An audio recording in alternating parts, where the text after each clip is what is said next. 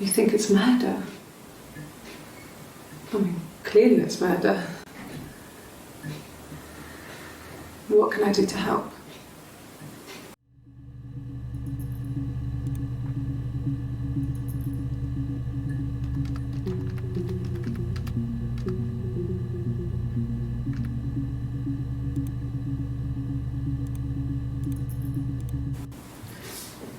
Yeah, that's me. But February, I mean, that was months ago. What's that got to do with Simon's murder?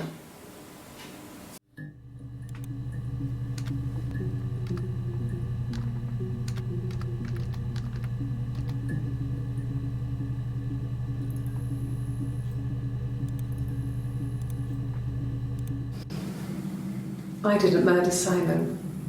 You've got it wrong. You've got the wrong person.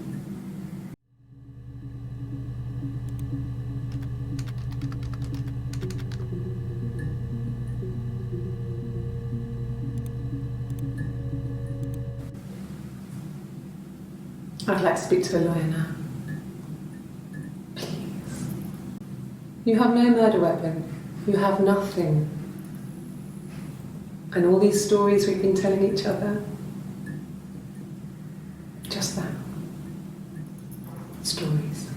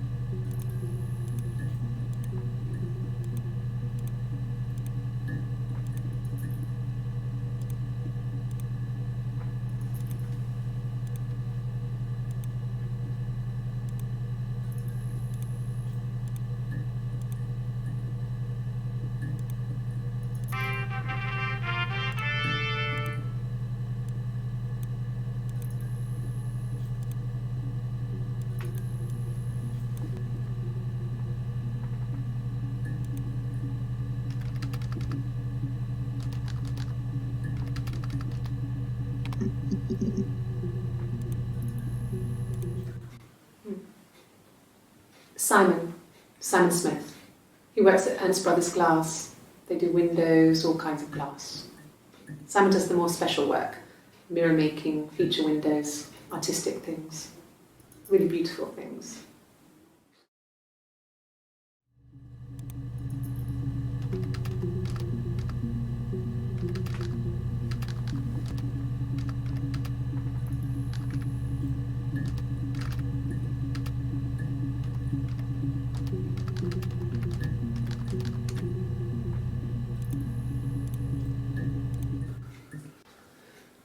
Simon is 6 foot, darkish blonde hair, average build. He's clean shaven. If his beard grows, it goes ginger, so he shaves it. I mean, not that there's anything wrong with ginger hair. I bought a photo. They said a spring photo. This was taken last year on holiday in Rome. It's the best one I have.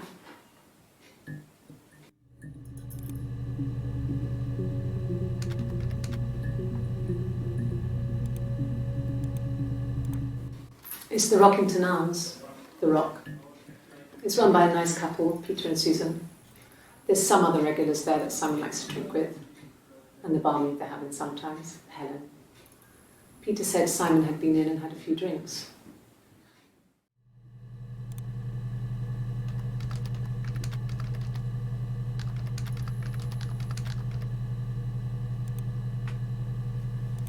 No one uses it for very much. There's a printer so you can write letters on it. Simon sometimes plays games, you know, climb the tower, save the princess, that kind of thing.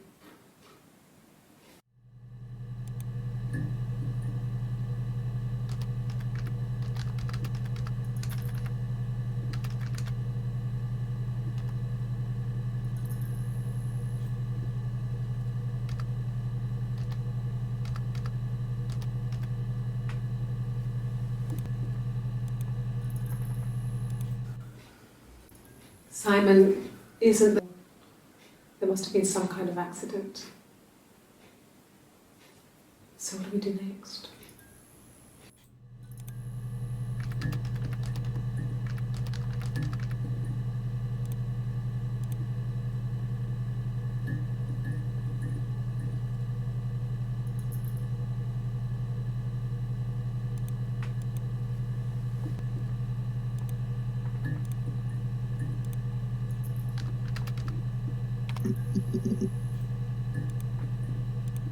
My name is Hannah, H-A-N-N-A-H.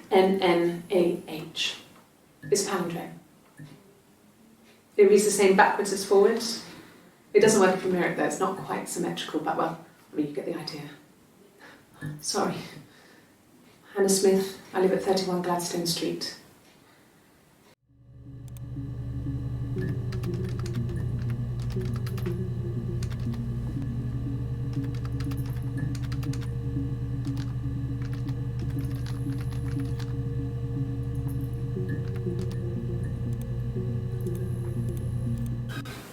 I would have been a good mother. I was young, but I would have been a good mother. She was a girl, by the way, the baby. We were going to call her Sarah. Simon wanted to call her Ava after his nana, but I didn't want her to have a symmetrical name.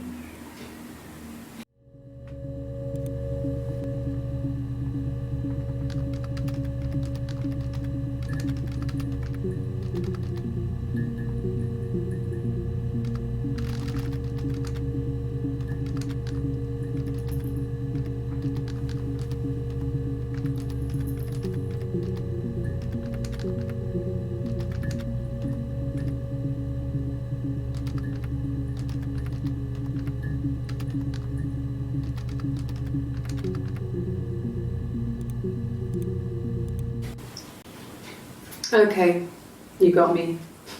I'll confess. We were there. It was a dirty weekend. Simon was going to expense it, pretend it was a business trip. I used a made-up name. We stayed at the hotel, had room service, didn't leave the room, had a great view of the river, and you could hear the church bells. like you said, it was very much.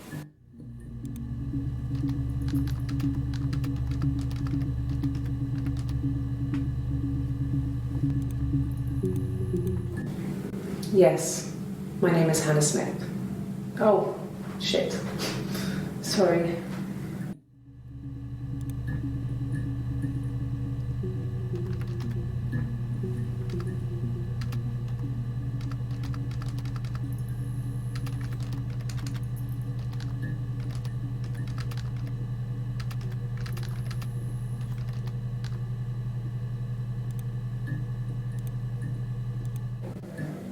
My name?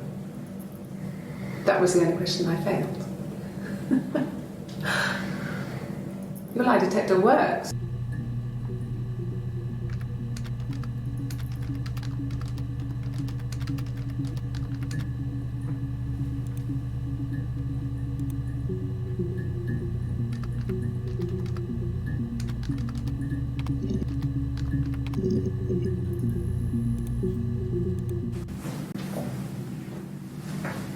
He saw me singing one of my shows, pure chance.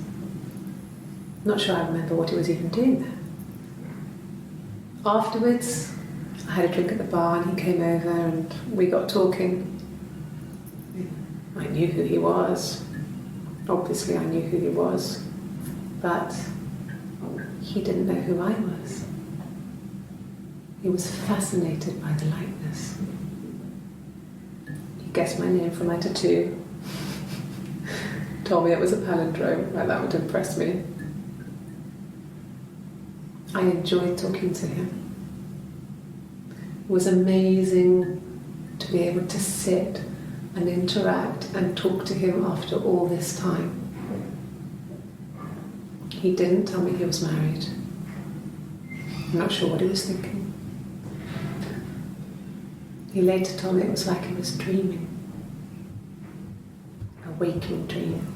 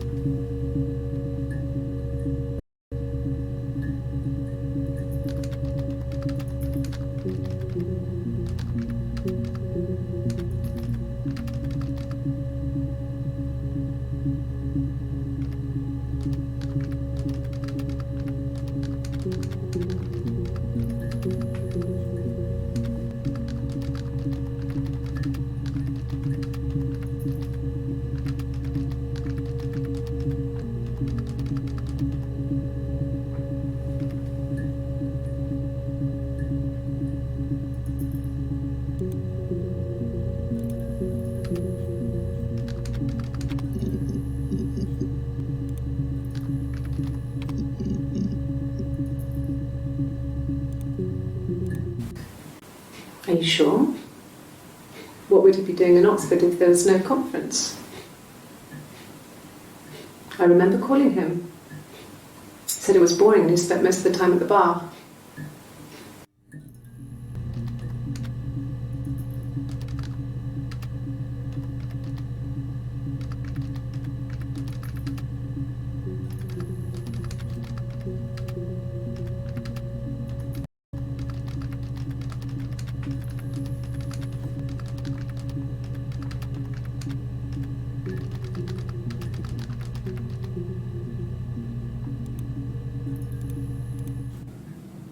So I moved out.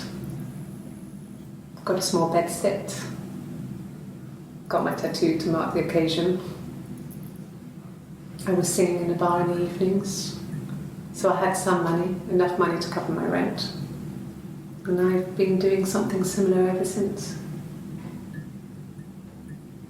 I haven't put down any roots. I don't exist.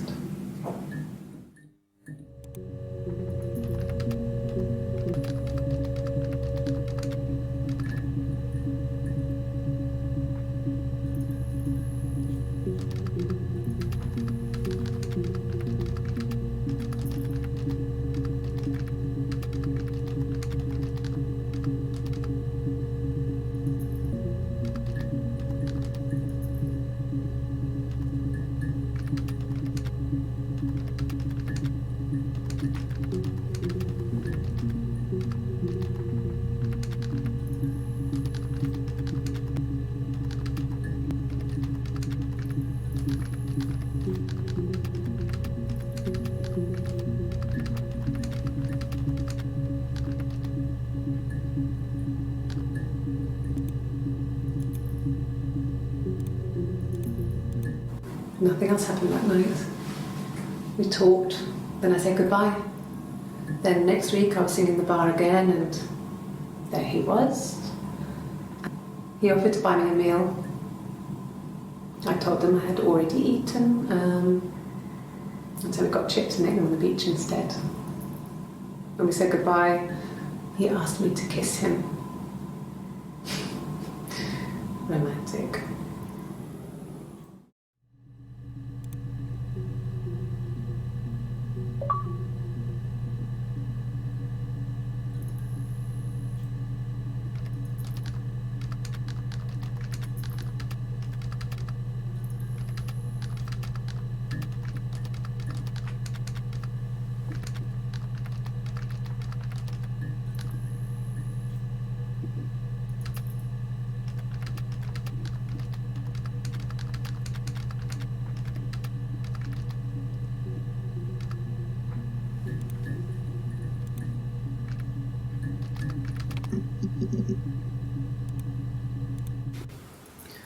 Eric was like an uncle to him.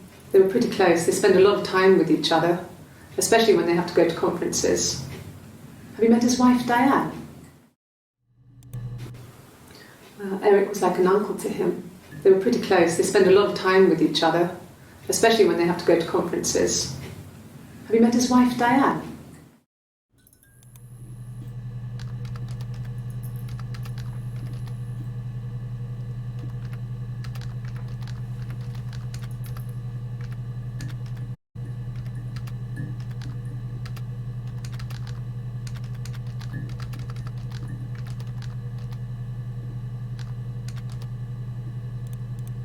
Well,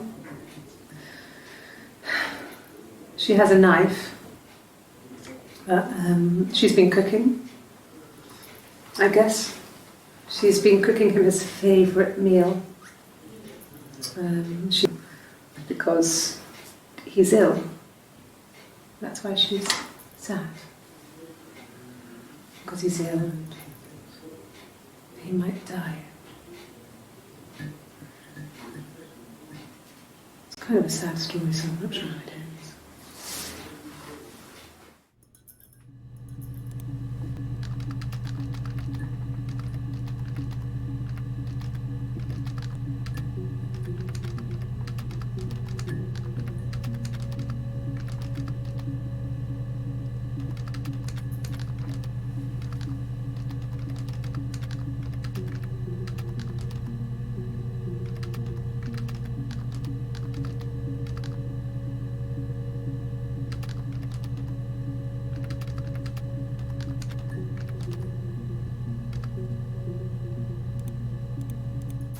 Not really. He would go to the pub. He had his drinking buddies there. Sometimes Eric, his boss, and his wife would come over for dinner. That would be us returning the favour. Diane is a really good cook, into her trendy ingredients. And the last time Simon cooked something off MasterChef, he got the recipe off CFAX, and I did my Lloyd Grossman bit. Have you ever eaten Fanny?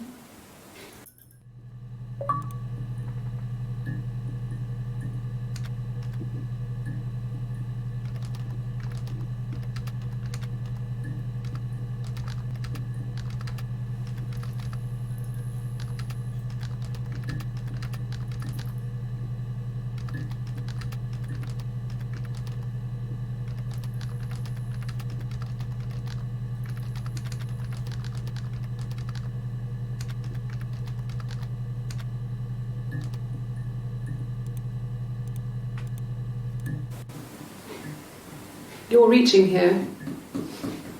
Oh, I don't know why. No, I've never cheated on anyone. I've never taken anything from anyone. Simon's dead.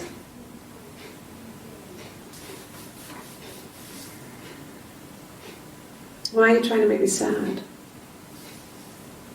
Why are you so obsessed with sex and affairs? You cheated on your wife. Is this your thing?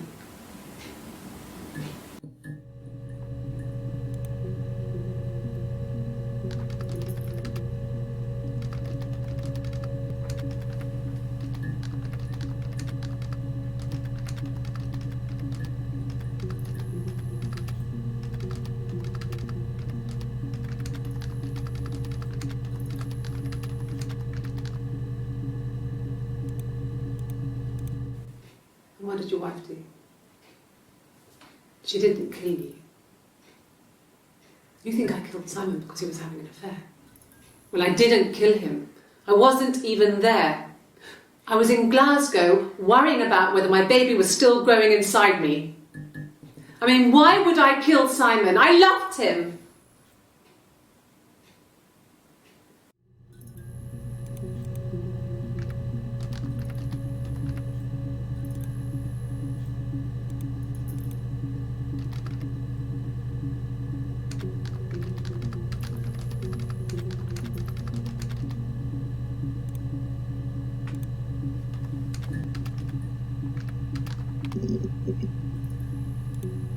I got in the car and I drove.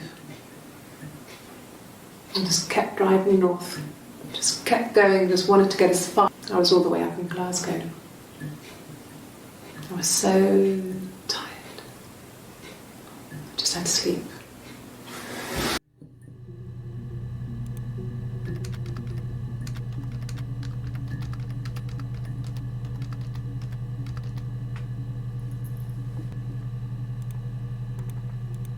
Yes.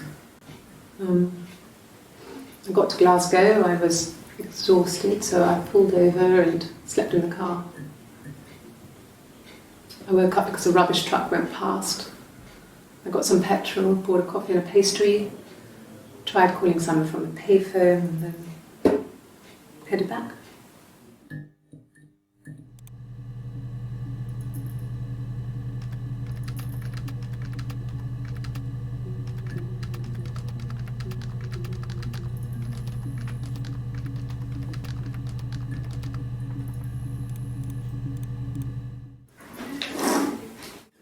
Yeah, my first regret.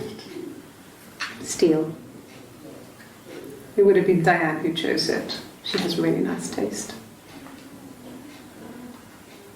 That time, you must eliminate me. I was in Glasgow then.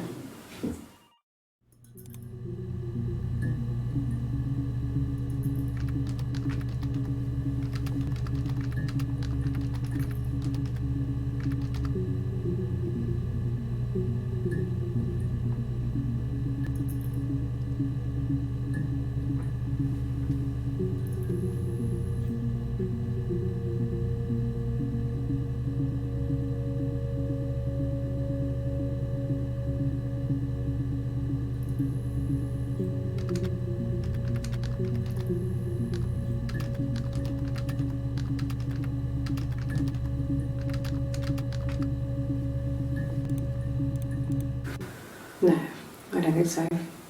Glasgow was deserted that early in the morning.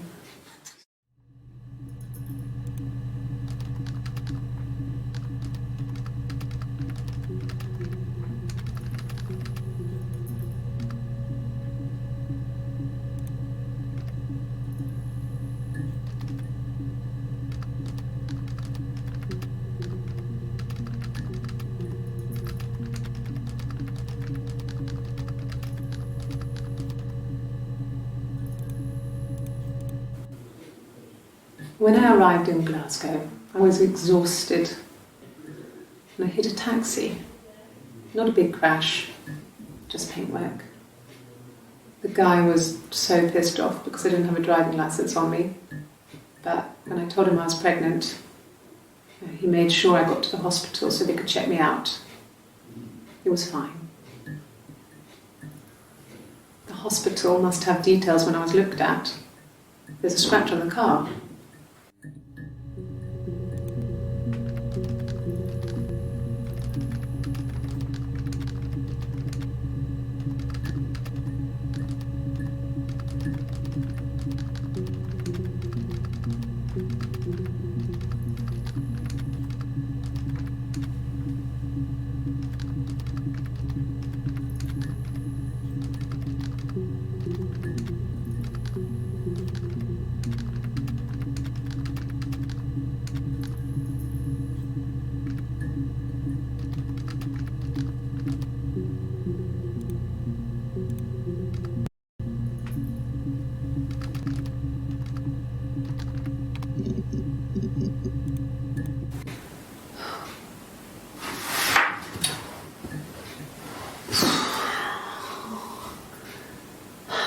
Hannah, Hannah.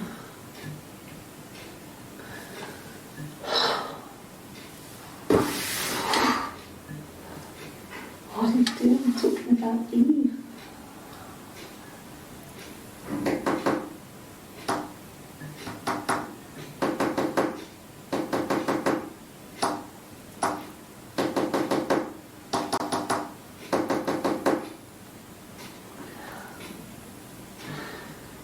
Poor son.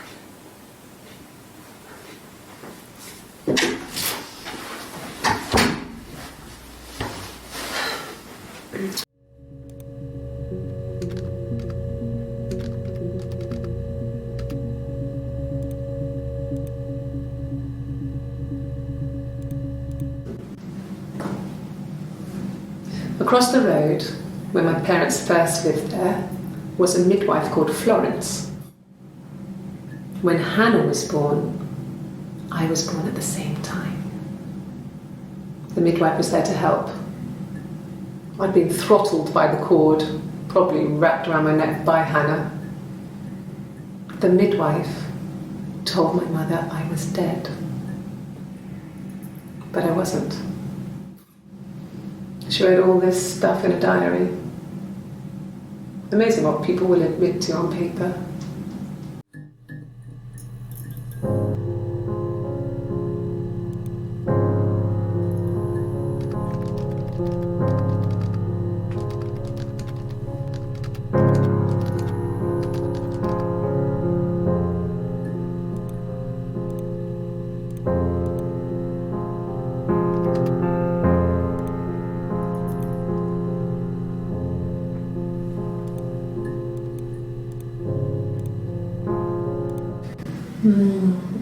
She recognized me from the window. She told me to come inside, and she hid me. They had made the attic into a place where Hannah could play. There was a dollhouse. She hid me up there. No one else ever went into the attic. It was her place.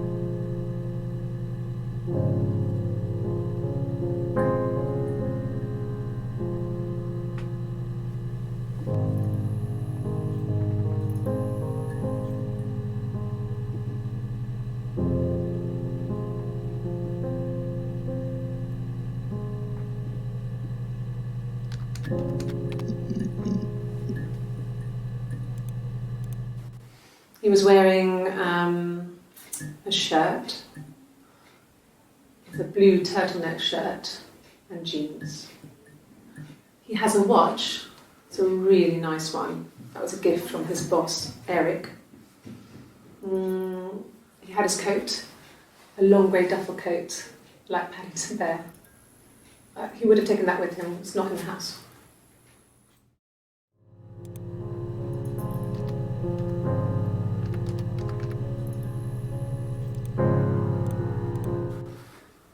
So, it was Friday evening. We had an argument. He left. On Saturday, he didn't come back. I waited all day. He was supposed to go help Eric out with something on the Saturday afternoon. They had a job. He didn't show. So Eric was ringing on the phone. I checked at the Rock, that's our local. They said they'd seen him on the Friday night, but not since. He still wasn't back this morning. It just isn't like him at all. Still not back by dinner time. It's getting dark again. So I decided to come and see you. His parents haven't heard anything either.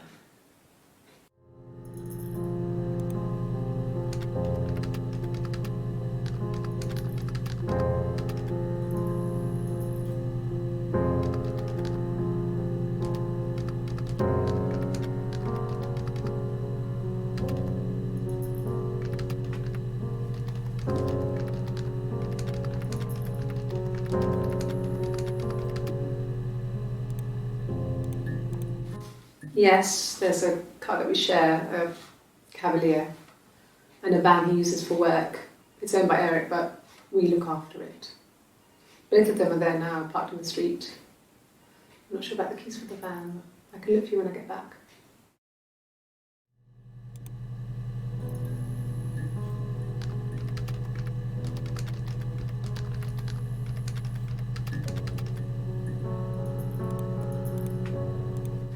Yes, that would be in his wallet. It's a Visa, a silver.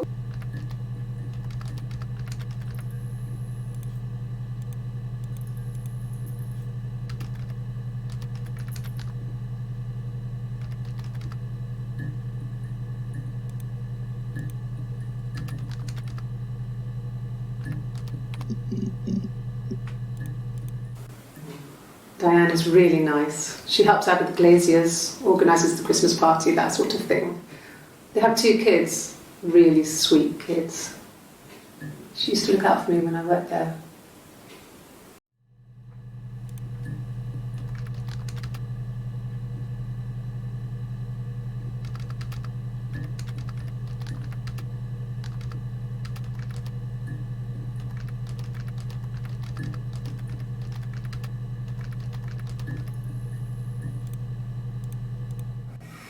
Simon and Eric arguing? No, I can't imagine they'd be arguing. And they get on so well. Unless it was something to do with work. Maybe Simon was being too much of a perfectionist. But I don't know. You should ask Diane.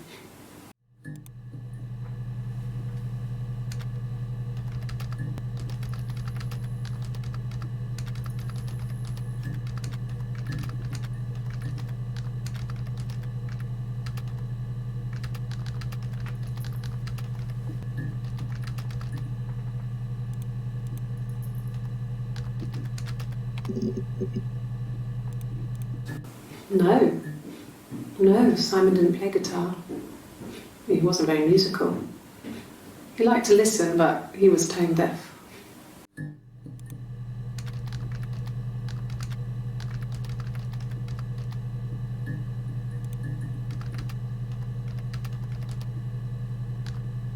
Yes.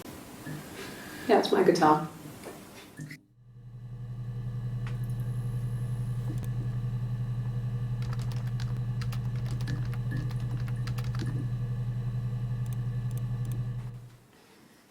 You want me to play something?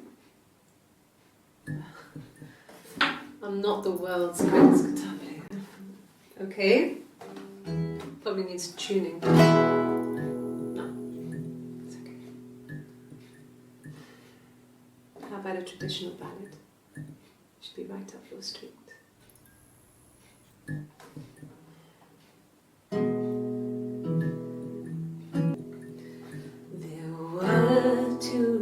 sisters came walking by the sea. Oh, the wind and the rain. Oh, the dreadful wind and rain.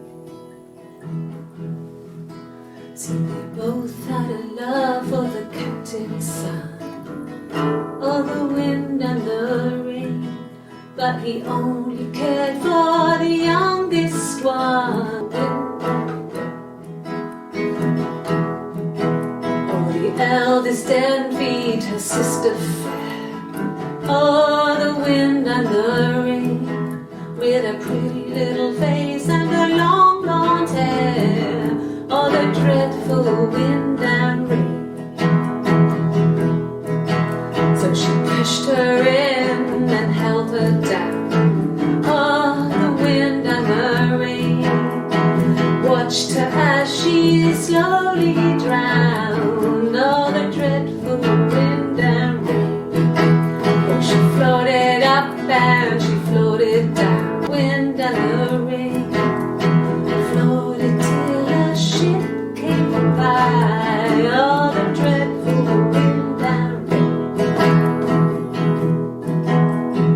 Out comes the captain's son. Oh, the wind and the rain. Father dear, here swims and swan. Oh, the dreadful wind and rain. And then it gets really weird, so I think that's a good place to stop.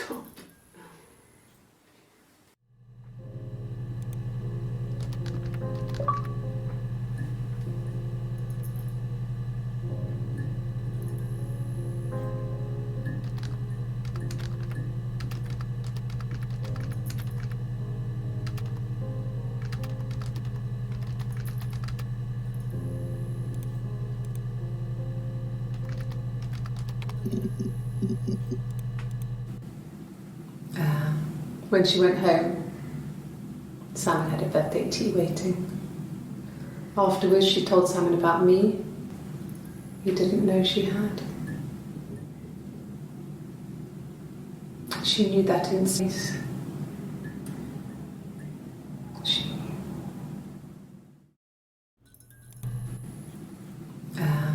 When she went home, Simon had a birthday tea waiting. Afterwards, she told Simon about me, told him I was pregnant. She wanted me to move in with them, this sister he didn't know she had. She knew that instant.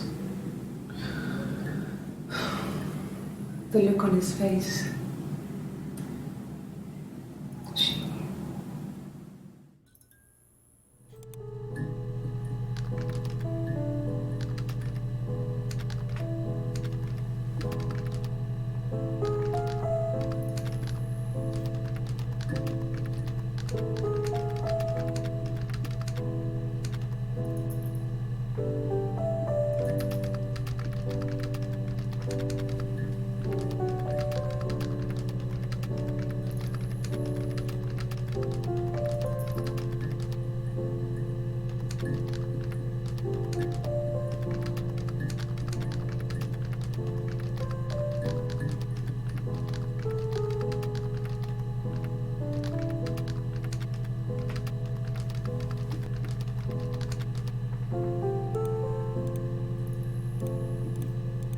She sent him out the house, kicked him out, called me up, crying, and I went round.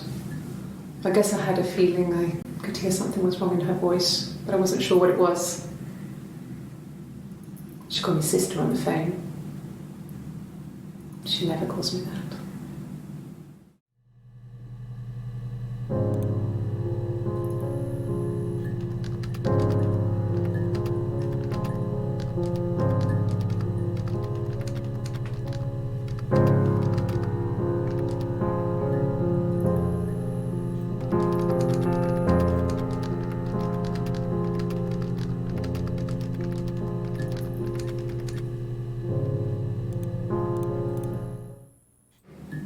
My sister is gone,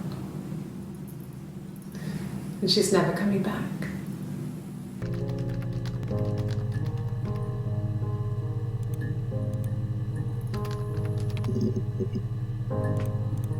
Yeah. They'd gone to bed feeling ill, thinking it was flu or something. The neighbour called me, I had to use my key to let. Just awful. It was so soon after my miscarriage, the worst year of my life. I'd been so happy to get married, and after that it was just like, fuck.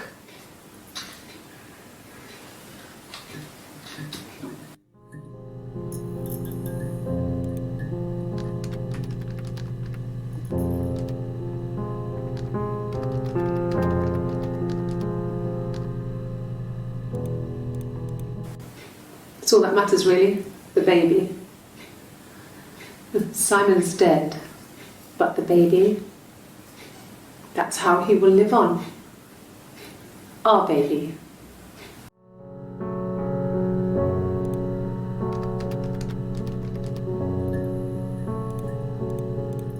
It was supposed to be a secret. Just because Simon is dead doesn't mean I have to give up all his secrets. It doesn't have anything to do with what happened to Simon.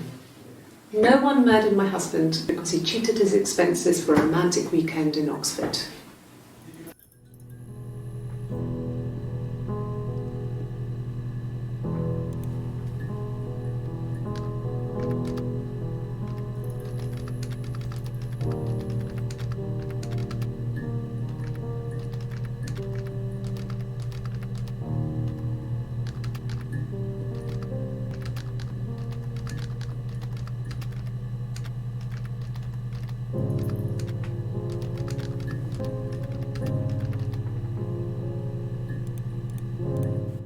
Rehearsed? You ask me the same question, you'll get the same answer. Is that your evidence? It's all I've thought about. My husband is dead.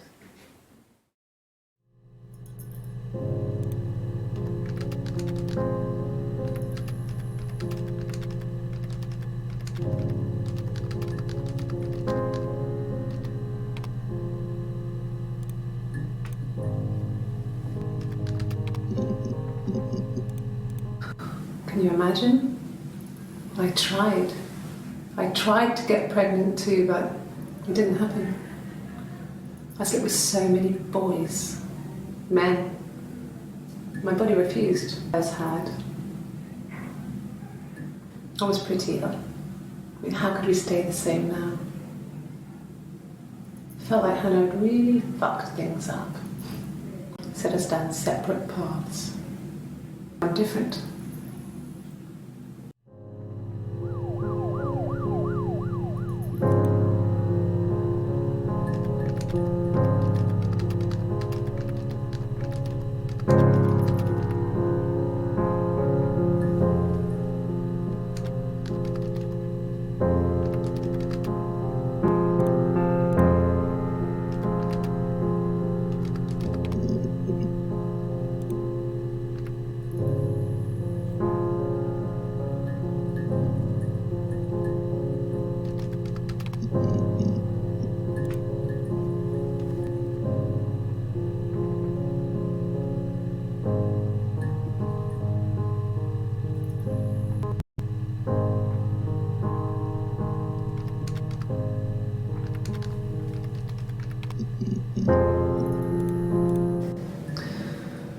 Florence was a warm, kind person, but she was broken, I guess.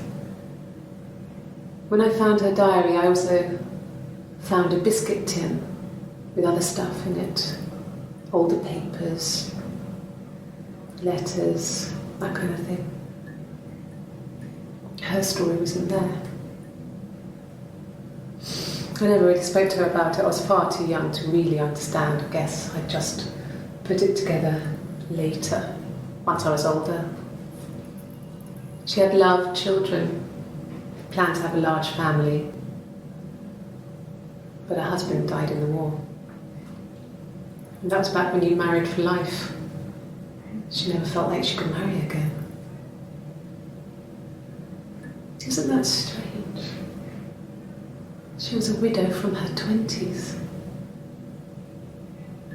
But, I mean, I guess it was different then.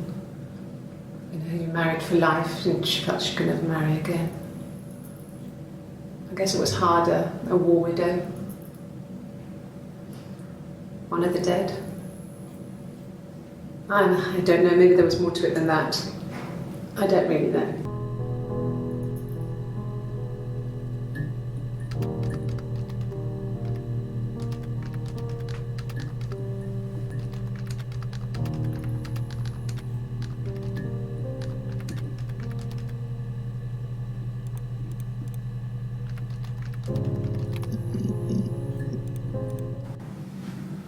Florence took me home with her. Mother hadn't been expecting twins and had a healthy baby. I guess she was just happy for this was anything but a happy occasion.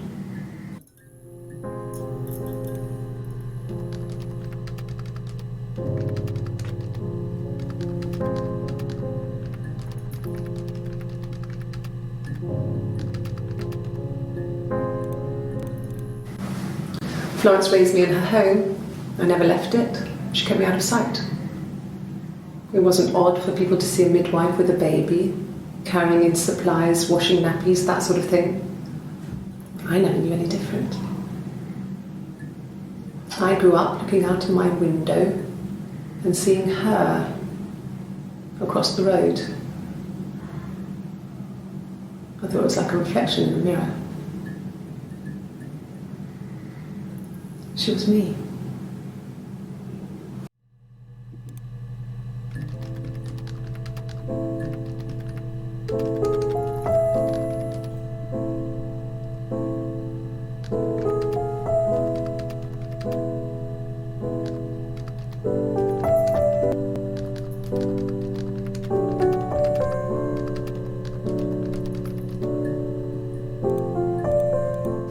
No, it was just me and her. Eve was the name they were going to call their first child. They talked about it and were going to try when he came back. Florence's family had a history of firstborn girls, so they were convinced it was going to be a girl. It's hard to know if this is all true. These are stories I remember, that I read when I was a child. Maybe I misread, maybe I misunderstood. Sometimes it's hard to remember what happened last week.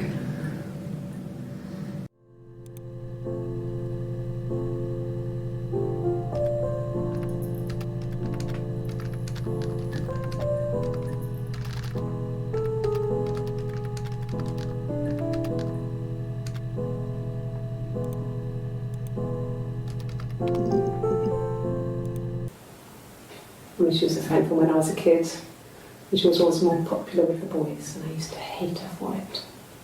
I mean, really hate her sometimes.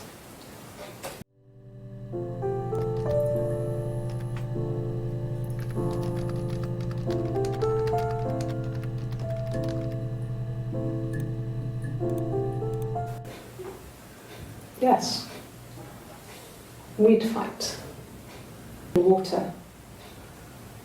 There was no one else around. It was at the far end of the beach, and I held her head under and I kept it out. And for a moment, I just wanted to kill her and watch her drown. Afterwards, it was a love-hate relationship.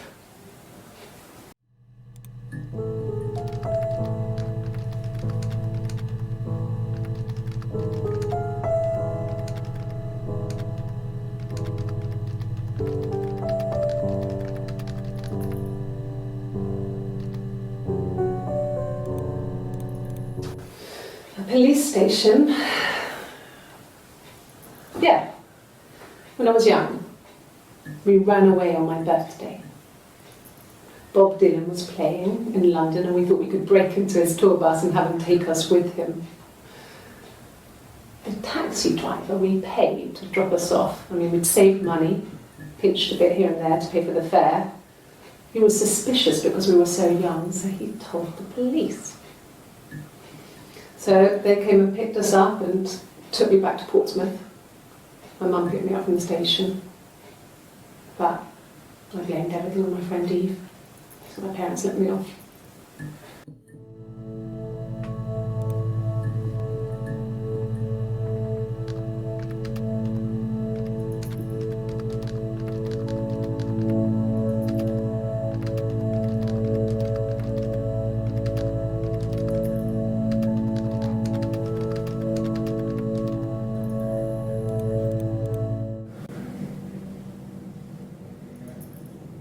My mother called me Eve.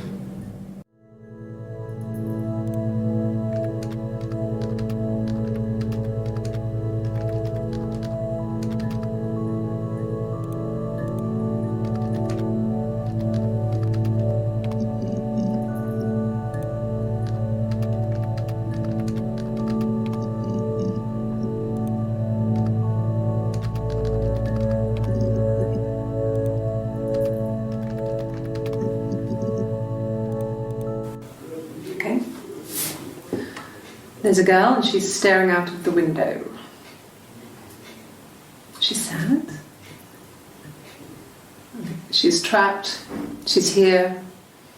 She's looking out the window because her mother won't let her out.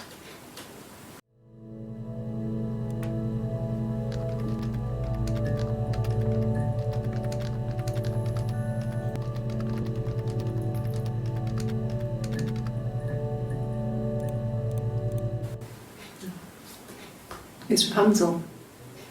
The story starts when she's born. Mother Gothel, a witch, takes Rapunzel from her parents and keeps her locked up in this tower. Rapunzel gets pregnant by the prince, cuts off her hair and throws it. Actually, her hair's already short here, so that's already happened. So she throws her into the wilderness and Rapunzel is reunited with the prince who's blind. But she kills him with her tears, and so it's a happy ending. Is that too much? It's Rapunzel. The story starts when she's born. Mother Gothel, a witch, takes Rapunzel from her parents and keeps her locked up in this tower. Rapunzel gets pregnant by the prince, and Mother Gothel is furious, so she cuts off her hair and throws it. Actually, her hair's already short here, so that's already happened. So she throws her into the wilderness and Rapunzel is reunited with the prince who's blind. But she kills him with her tears, and so it's a happy ending. Is that too much?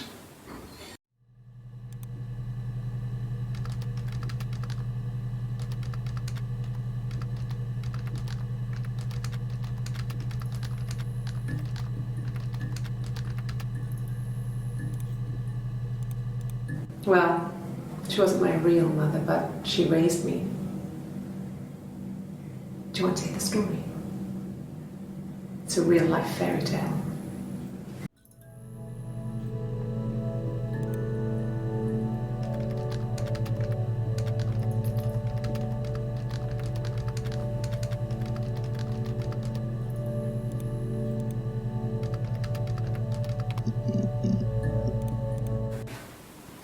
I got pregnant. Both our parents had a big powwow. We weren't even in the room. And they decided we should get married.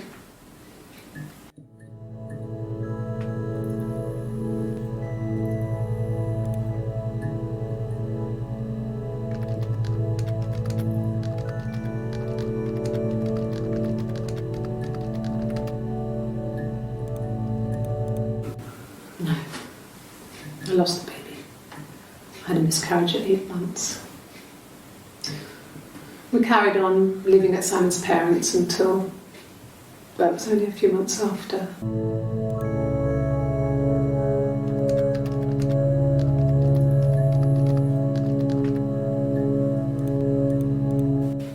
Then my parents died. It was the worst year of my life. A miscarriage and then my parents.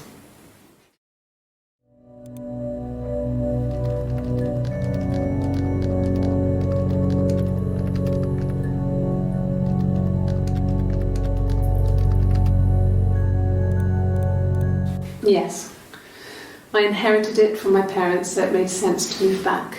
Me and Simon. Felt like going back to old ways before the pregnancy. Reminded me of being a girl, a dollhouse of old things. We didn't sleep in my parents' bedroom for a long time. We decorated it as soon as we moved in, but it was another year before we started sleeping there.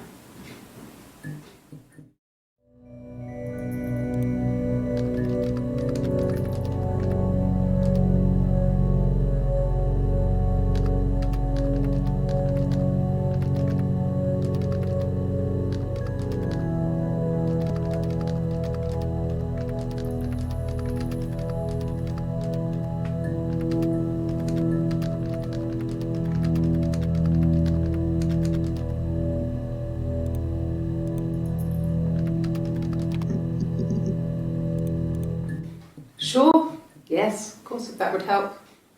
Will you phone the house to let me know when you want to come round? Then I can make sure that I'm there.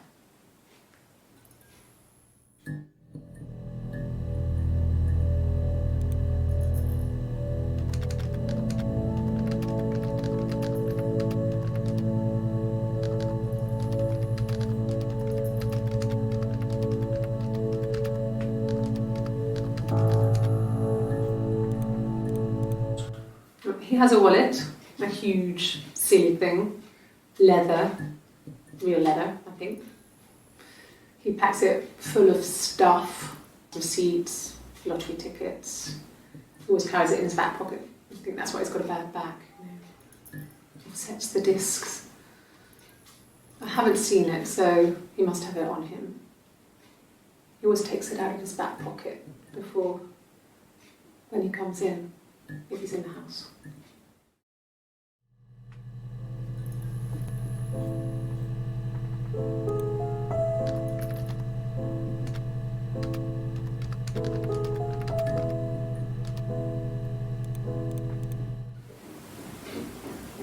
I wasn't in the house.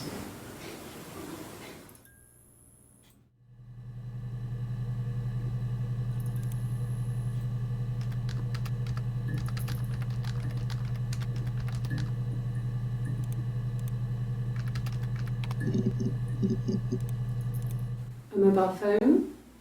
Yeah. Well, they have one for the glaziers, but it's only for work. I can't remember the number. Oh, it's in the kitchen. I saw it plugged into its charging cradle.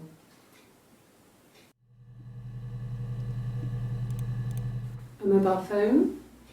Yeah. Well, they have one for the glaziers, but it's only for work. I can't remember the number. Oh, it's in the kitchen. I saw it plugged into its charging cradle.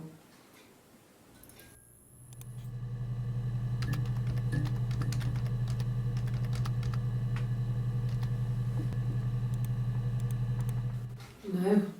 I'm not sure what strange would be, but he hasn't been acting odd. He's been busy at work, but nothing too stressful.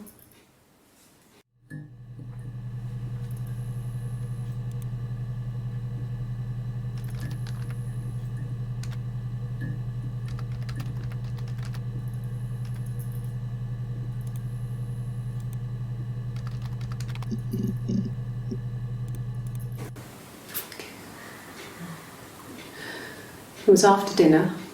I'd spoken to Sam's parents on the phone. I looked up for an early night and I suddenly had this thought. I think it was something his mum had said. She'd been speaking about old stuff, sad stuff, about when we lived there, about the baby. There's some boxes in the cellar, nursery stuff we never needed, and I never had the heart to throw out. And I suddenly remembered that when I'd looked down there the week before, those boxes, that pile was in the wrong place. I went cold. I went down there with a torch and went straight to the back, and that's when I saw the bin bags. Pulled them open, saw the body. That's when I called the police.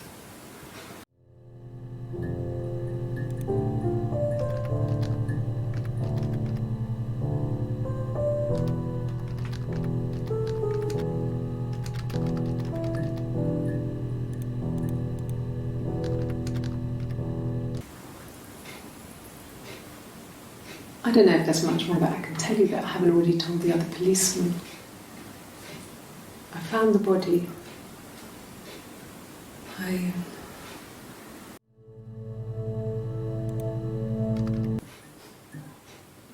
His body. Doing a meal. And his throat.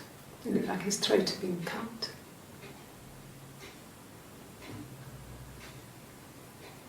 And I didn't see his glasses. He has these thick glasses.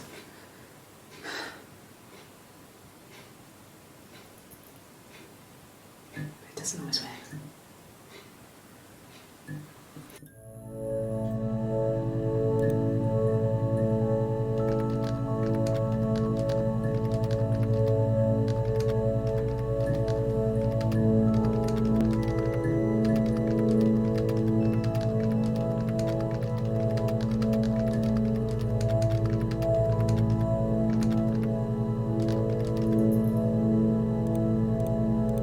Really?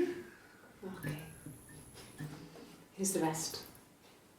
Oh, they laid a body on the dock tonight.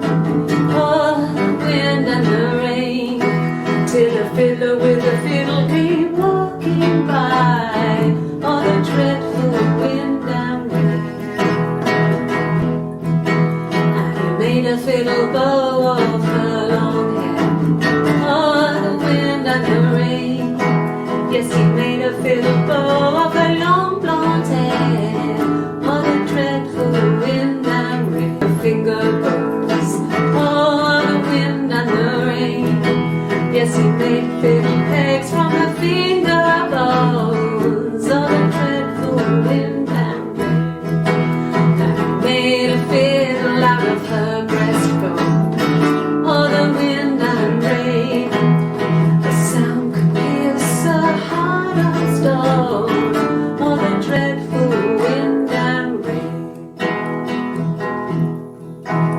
But the only tune that the fiddle could play was oh, the wind and the rain.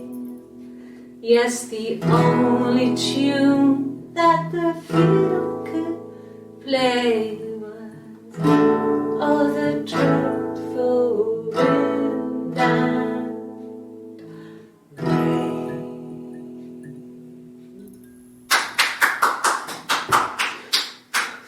Anything you sing may be used as evidence against you.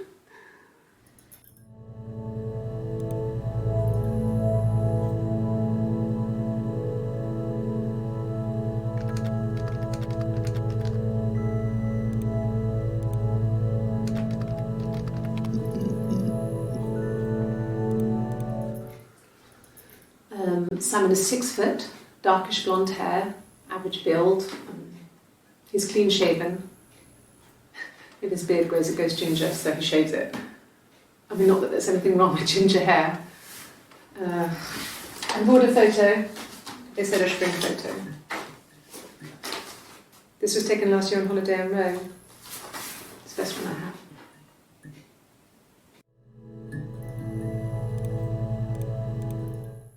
No. I think he spoke to Helen. She said he was upset about her argument, but I'm not sure what else he said. He likes Helen. He likes blondes.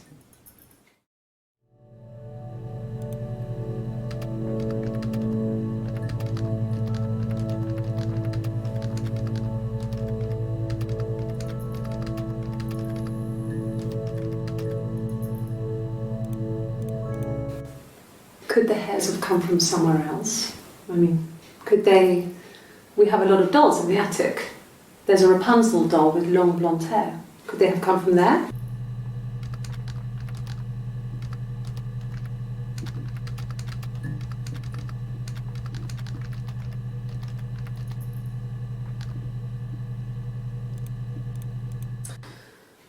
This other person doesn't exist. I don't know what the blonde wig is, but it could be anything. Have you looked at the cat flap?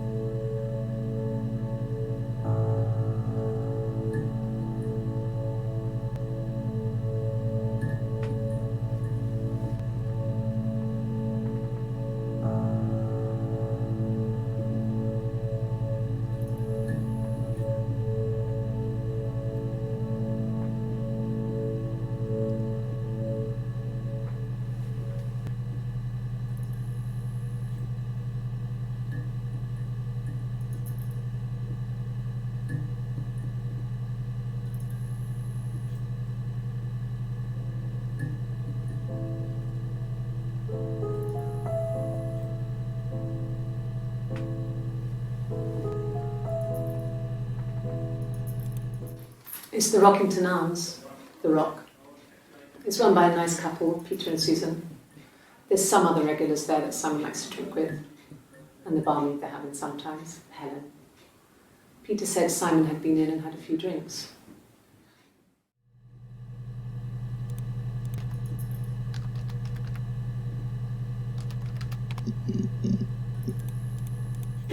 Oh God, I don't know. I mean, I guess The Rock. You've spoken to everyone there. Someone must have seen where he went. I don't know.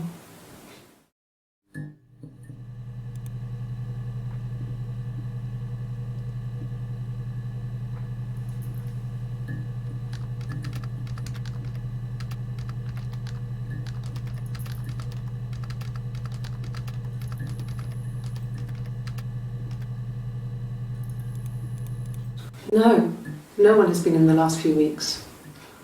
We had a plumber come in 3-4 weeks ago. Someone Simon knew from The Rock. No one has been in the last few weeks.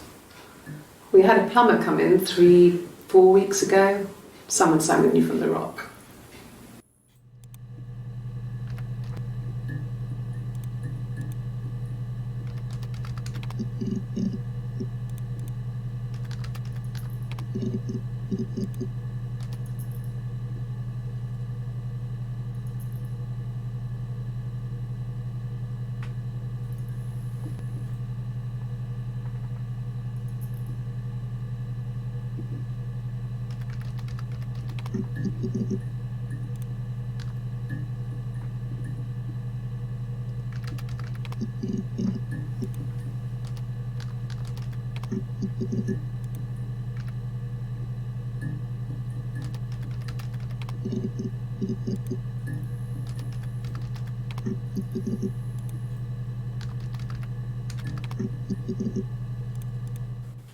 I don't see how it's hard.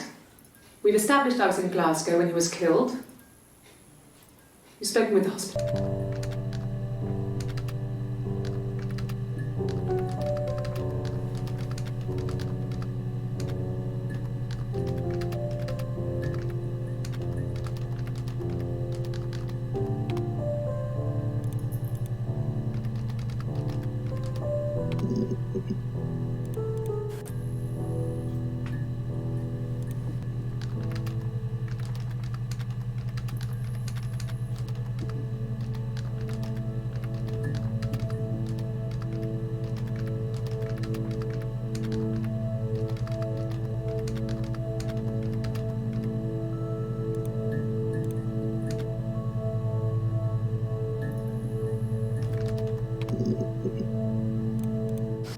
We spent the wedding night in a hotel in Brighton.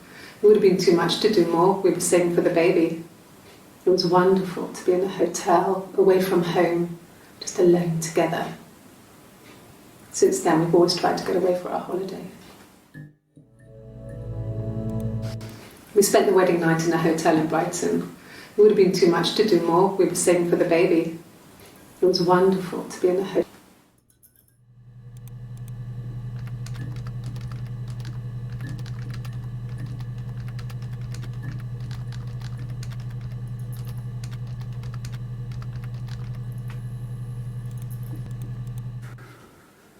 We couldn't afford our own place. Simon dropped out. They had a spare room for us and the baby, if it came. It was a nice change, time to myself, living there for those months, full of hope.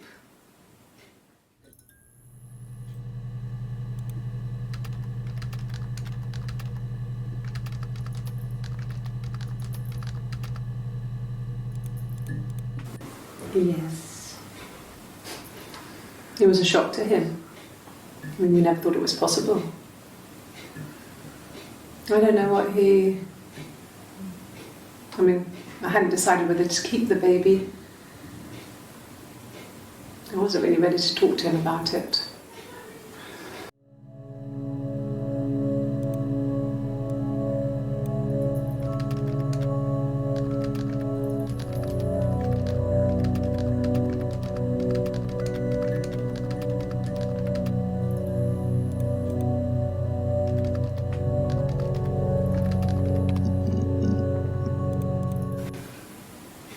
Yeah.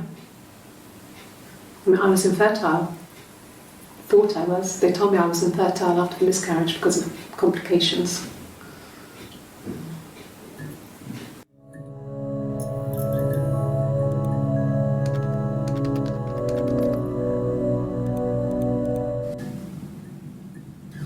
Hannah had a miscarriage. This was late in the pregnancy and it left her infertile. Felt like the universe had corrected its course. We were aligned again. But Hannah and Simon were still living with his parents. They were married. Simon had a job at the Glaziers now. Eric had given him a full-time position. And then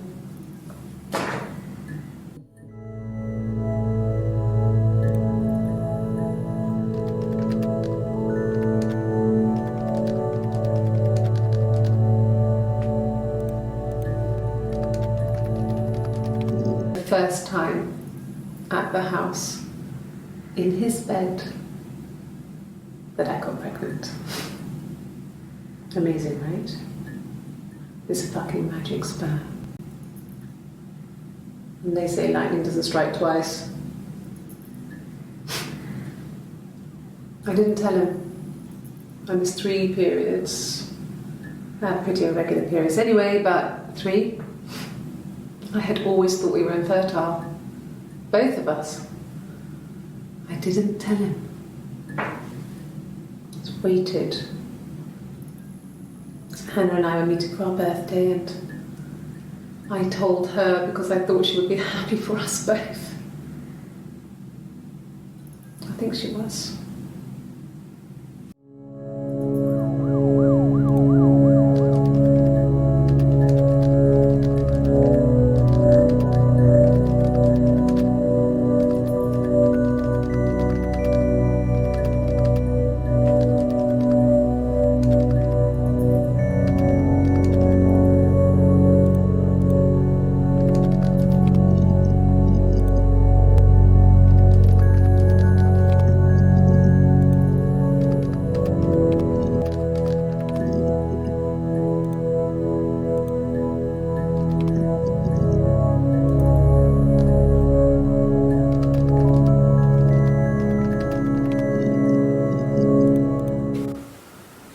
I wasn't in the house all of Friday night.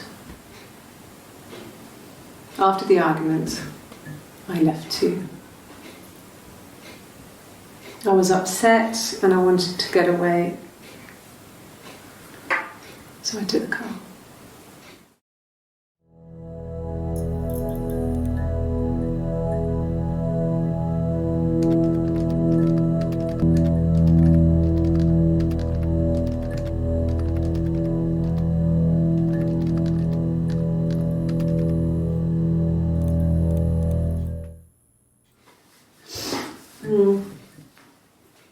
I left the next day, Saturday. I slept for a few hours in the car. And when I woke up, I could wake up. I got back to the house and Simon wasn't there. And I... Excuse me. Is there a bin?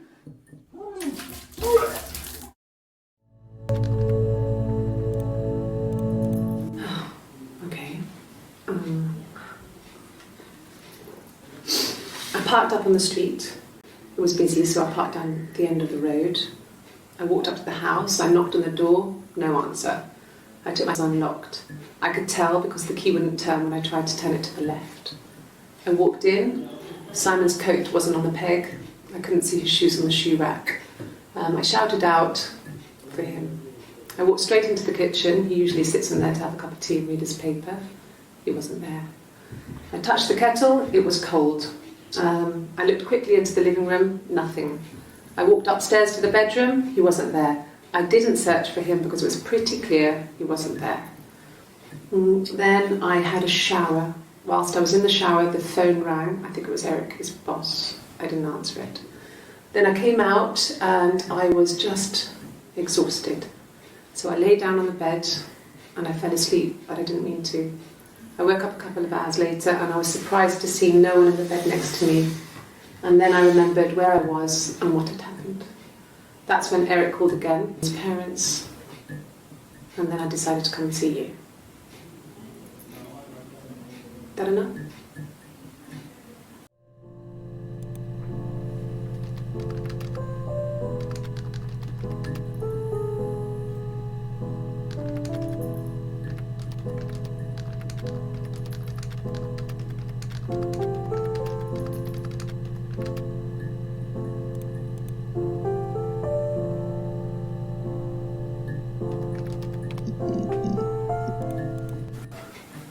I guess you could call it that, but we were both happy to get married. It was a beautiful wedding.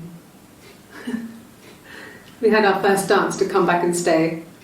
I'm not sure if that's a good wedding song. We'd never danced together before. It was probably awful to watch, but I enjoyed it. It felt like it was just me and Simon for that moment. Just the two of us.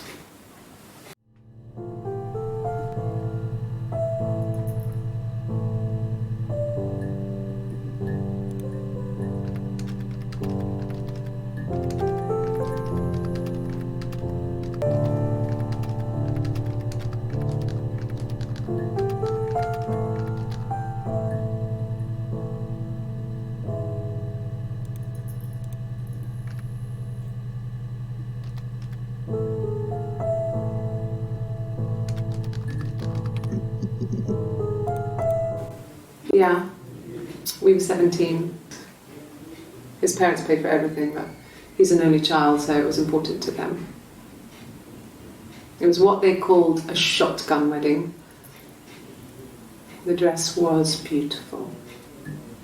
It looked like Princess Diana's. The train wasn't quite as long though. There's a great photo of the bridesmaid helping to carry it out of the car.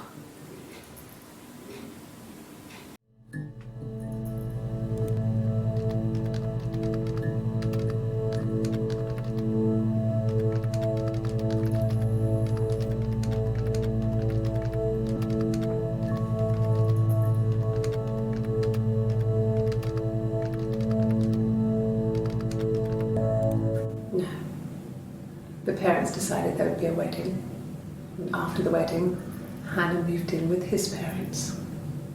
There was no way I could follow, so we were separated again. I stayed in the attic. I would sneak out, but in case anyone recognised me, I started wearing a wig. Hannah and I would meet up in the park. I was trying to get pregnant, but I couldn't.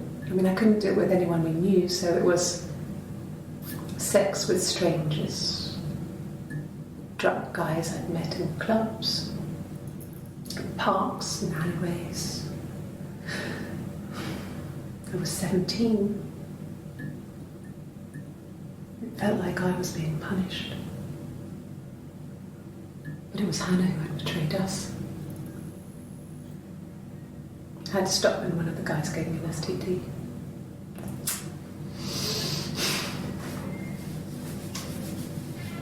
When we met up, it was disturbing. For the first time, my reflection, she didn't look like me. She was fatter, flushed. If anything, I was getting skinnier. I found it hard to look sometimes. We talked about what to do.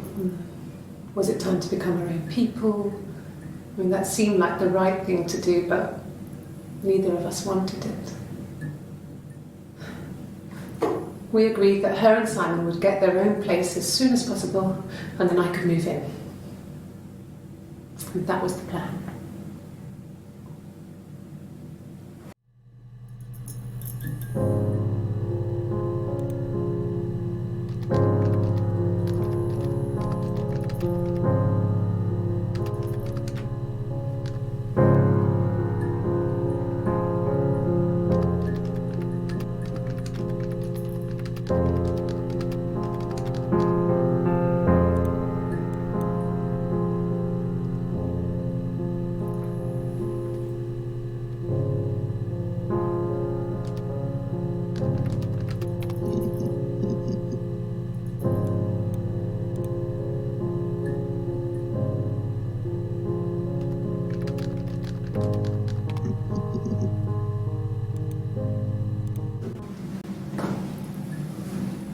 Across the road, where my parents first lived there, was a midwife called Florence.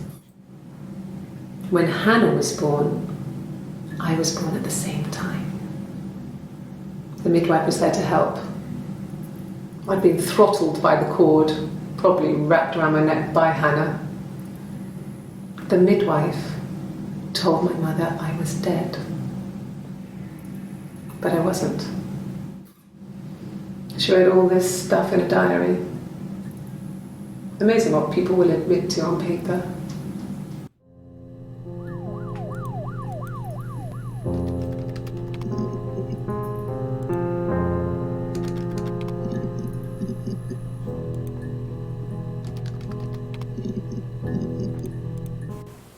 Okay. I parked up on the street. It was busy, so I had to park down the end of the road. Walked up, knocked on the door, no answer. I took my keys out of my bag and unlocked the door. The main lock was unlocked. You can tell because the key doesn't turn when you try to turn it to the left. I walked in. Simon's coat wasn't on the peg. I couldn't see his shoes in the shoe rack. I shouted out. I walked straight into the kitchen because he usually sits in there to have a cup of tea and read his paper, but he wasn't there.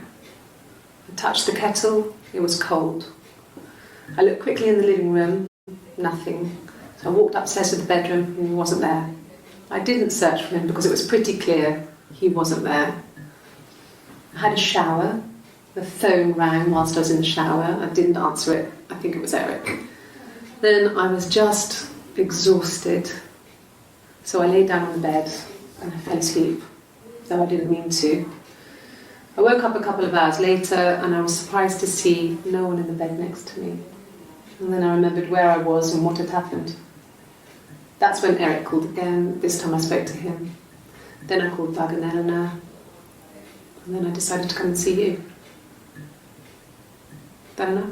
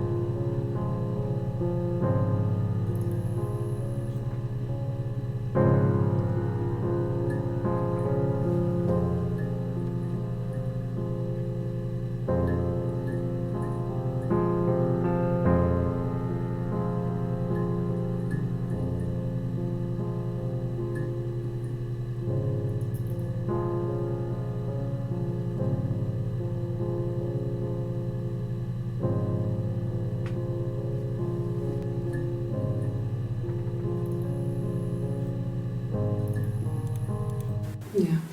I've been round to Doug and Eleanor's and they're very worried. I feel sorry for them. Yeah. I've been round to Doug and Eleanor's and they're very worried. I feel sorry for them.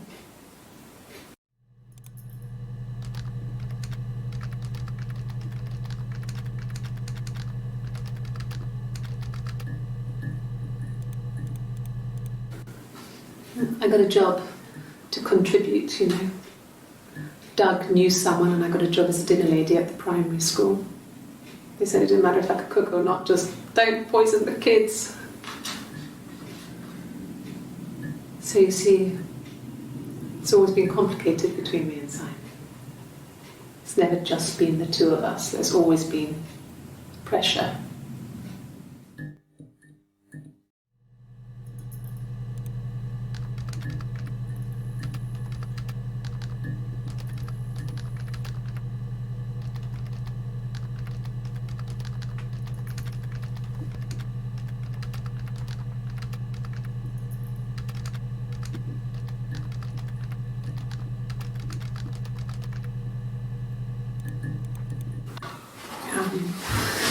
hoover, I dust every week, maybe less.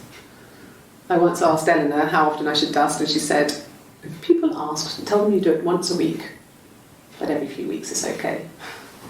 I think she was just trying to make me feel better. I mean, when I was there, she was hoovering every day, ran an ordered house.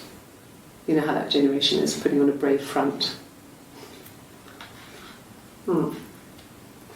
She has secret stashes of cigarettes. Doug doesn't even know she smokes. When I was there, I saw her. She has these sort of porcelain vases, ornamental, next to the Reader's Digest books. Cigarettes inside. And she still has them. I mean, last time I was there, I looked in a vase. There was a fresh pack. I mean, all those years of marriage, and she still has a secret like that.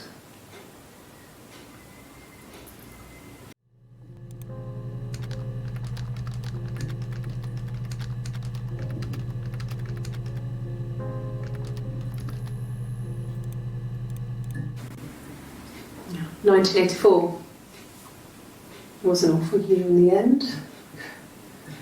We were living at Doug and Eleanor's. I lost the baby at the end of spring, and my parents died in the summer.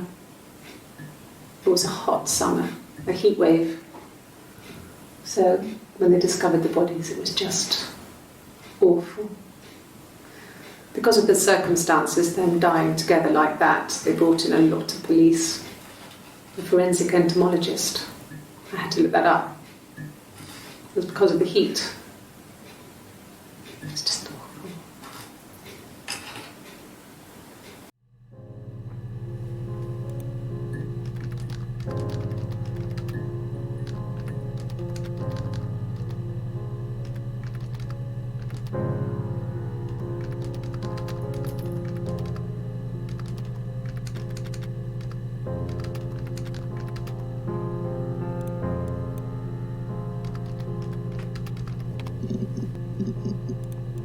Yes.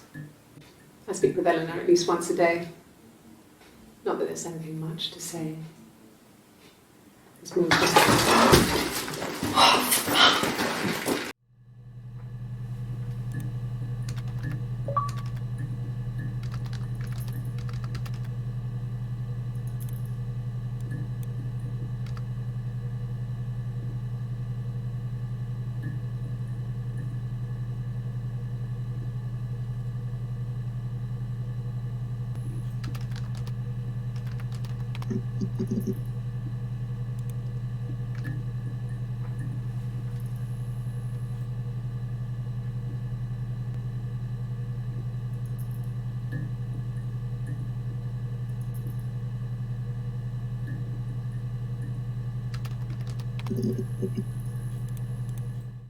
Yes, I read a lot as a child and watched lots of TV. Then the doll's house we had, we still have in the attic. It's kind of a fairy castle. We used to play up there and make up our own stories.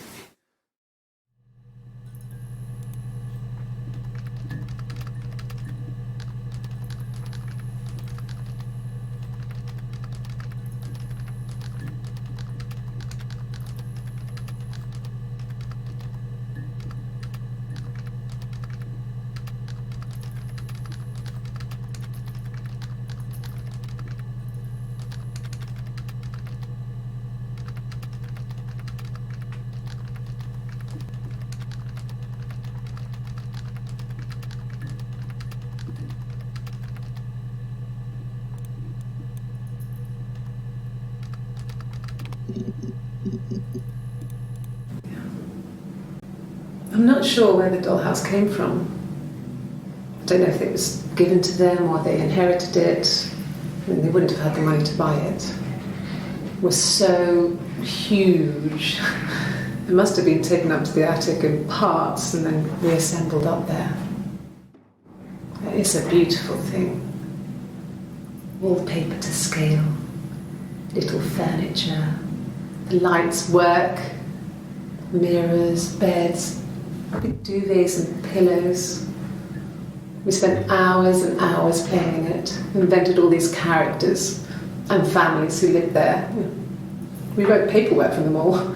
Passports, diaries, gave them all really elaborate stories. Once, a moth got trapped in there. We'd left a light on. It was making the most horrendous noise. We tried to kill it, but it was tough. We ended up crushing it under a copy of the Arabian Nights.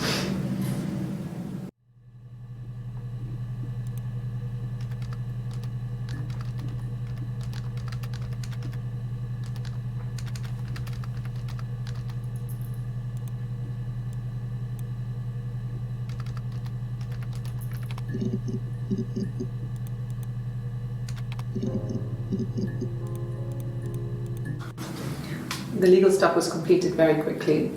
Hannah moved back in with Simon. Eric gave Simon the week off to help with the move. He decorated, modernised wallpaper curtains. Hannah insists the attic be left as it was, dollhouse and all. Simon never went up there.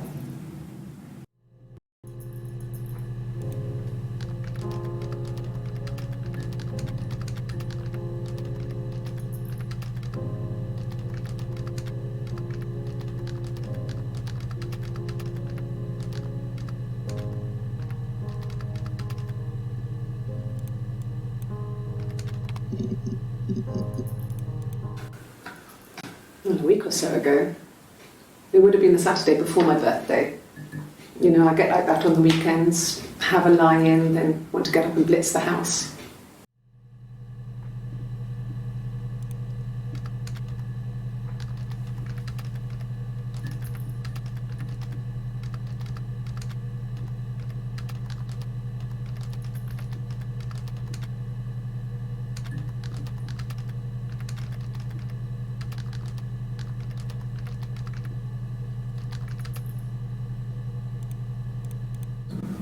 Yes, I'll take a lie detector test.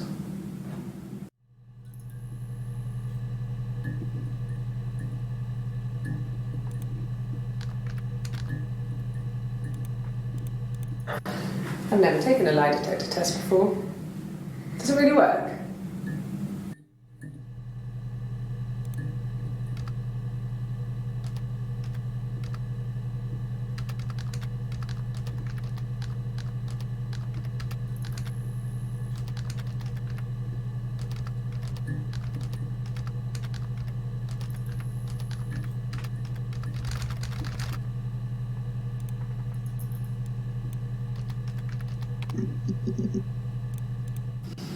Differences? She's a better driver than me. She passed the test for us. I tried to take it and nearly crashed the car. Learned that you can't rely on confidence to get you through everything.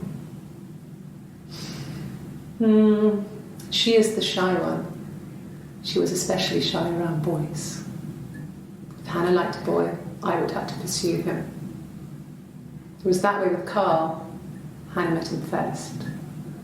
She had such a crush. I let him take my virginity after a night that his band had played at. It got difficult. When I was with Carl, we would have sex, but Hannah couldn't let him see she was a virgin. She had lots of excuses. After a while, we decided that I should take Hannah's virginity. It's not that different to a bruise, pulling a tooth, a graze. We used a hairbrush. After that, we took it in turns, though. I was always the one who seduced the boys. Until Simon.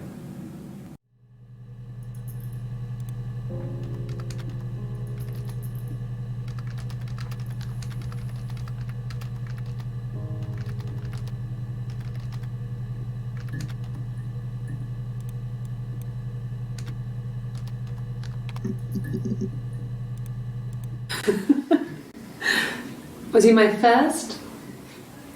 No need to be so coy. No, he wasn't my first. That would have been Carl. He was a local boy in a band. He was a bit of a shit. But he was sexy. We were 15.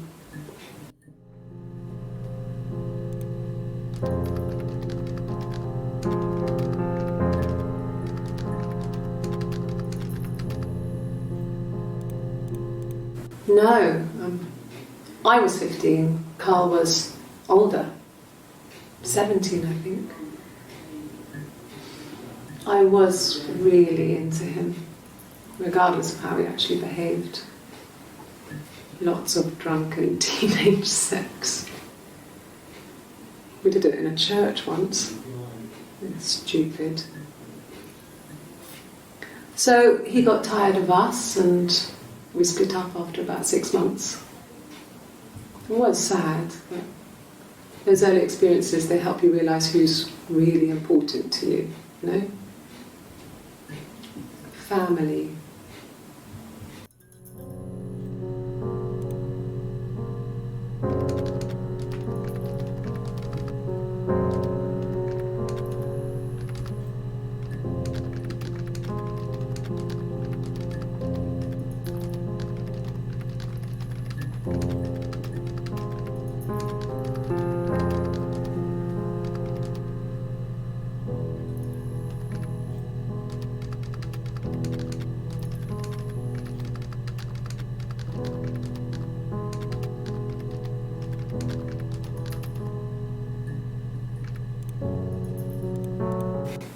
Family. So, Carl fucked off, and then there were other boys here and there, and then Simon.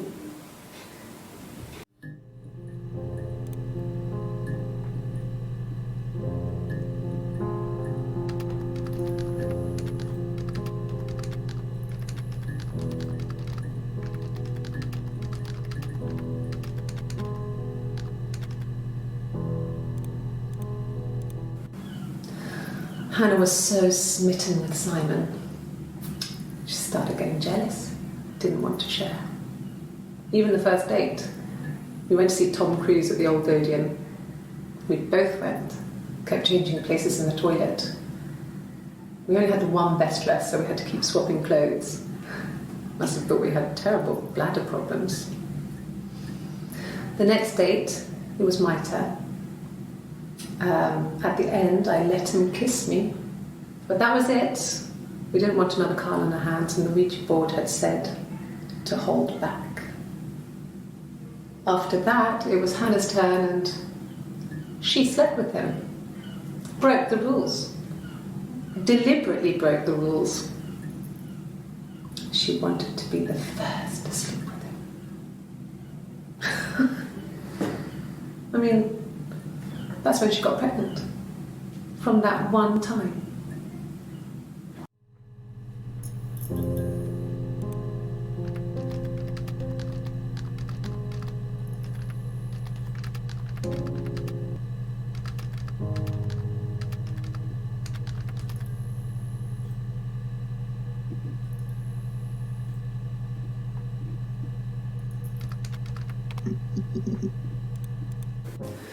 No. He was as shy as me. I asked a friend to ask him out for me. We had our first date at the Odeon in North End. We went to see Risky Business. I had on my one best dress.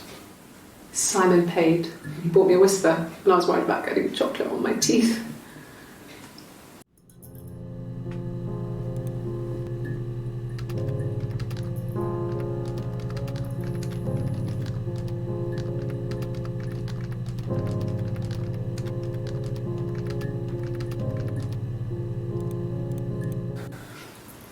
Well, fine, considering. I got back into the house today, and that was weird, knowing your people have been there through my things. It's like I've been burgled. Only worse, obviously. I don't know. I haven't looked in the cellar yet. They sent a cleaner in. As good as new, he said. But they had to throw some stuff out. Couldn't get the blood out. And I'm still waiting to hear from the coroner so we can get a date set for the funeral. It's going to be a cremation. So no.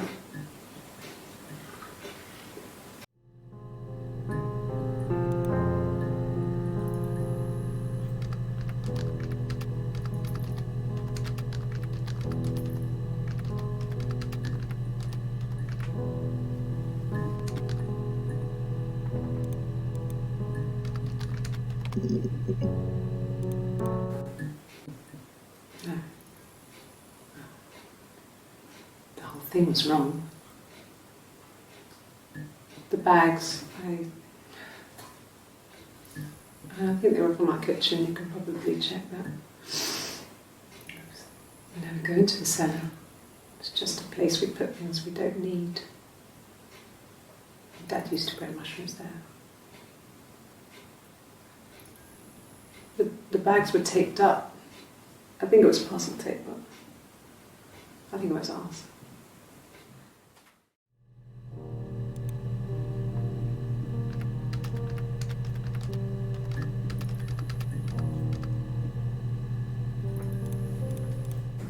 It happened very quickly. We hardly had to talk to each other. We agreed almost silently. The baby was what mattered. We'd help each other. We cleaned up. We bagged up the broken mirror, her clothes. They're gone. We took him down to the cellar. We knew we had an alibi, and we wanted the body to be found later. We wanted to have suspicion on us, so we could then disprove it, rather than have it linger. Better to keep the body in the house than risk being seen with it. The watch, that was my touch, to make sure the alibi stuck.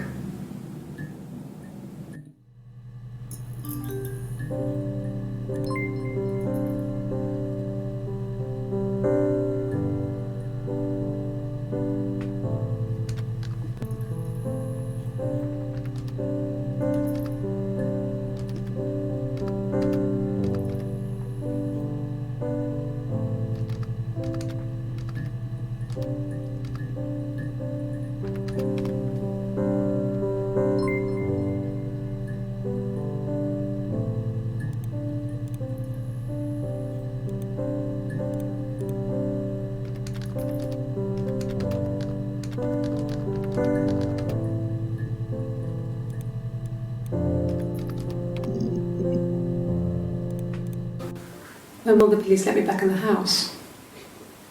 And they let me take a bag of clothes with me, but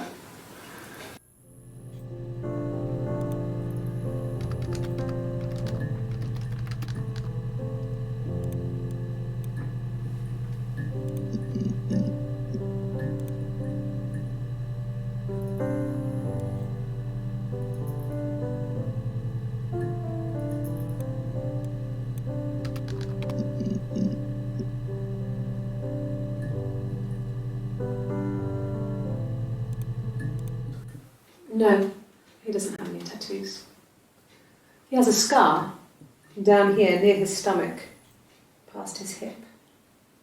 Cut himself with some glass. That was before, a long time ago. He looks just like the photo. He's not got his glasses on here though. He takes them off for the camera. But he needs them to see properly, you know.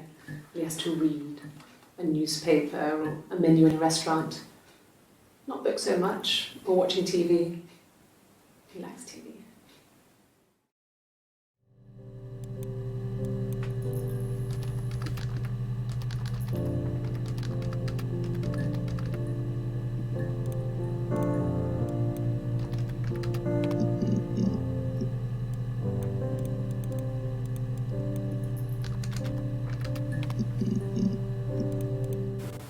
Oh, my tattoo. I got it to express my individuality. It's an apple and a snake.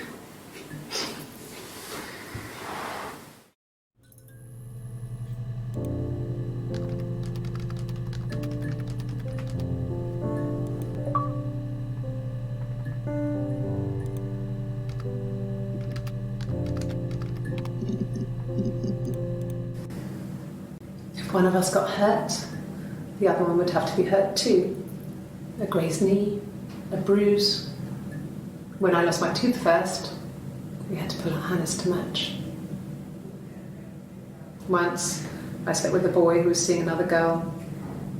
The girlfriend came up to Hannah the next day and punched her in the face, gave her a huge black eye. That night, she had to do the same to me. And she almost went too far. I couldn't see out of that eye for days. She snuck frozen peas up for me from the kitchen. So much of our bodies was synchronised anyway. We started our period on the same day. All our childhood diseases, stomach bugs, nits.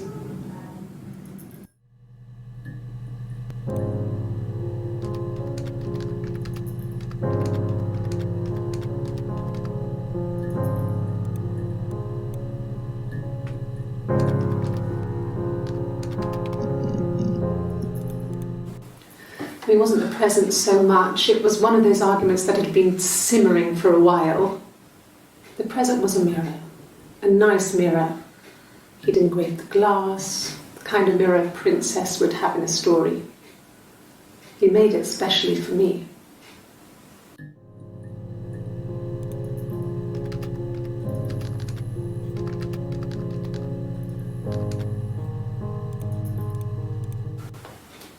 Well, on his clothes, that would make sense. He made it, by hand. I mean, he brushes the silver onto the glass. It's not how they make mirrors these days. I mean, he made the mirror, and he gave it to me.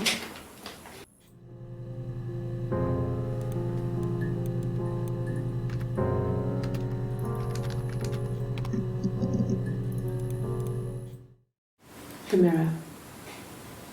I can't remember. I put it somewhere safe.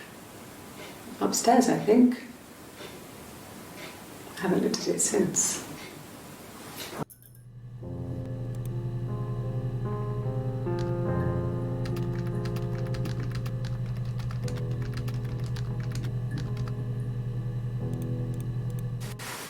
Silver leaf? No. He normally silvers them properly. This mirror, it's supposed to look antique. The reflection isn't as good. It's the perfect mirror for someone who doesn't like to look at their own reflection.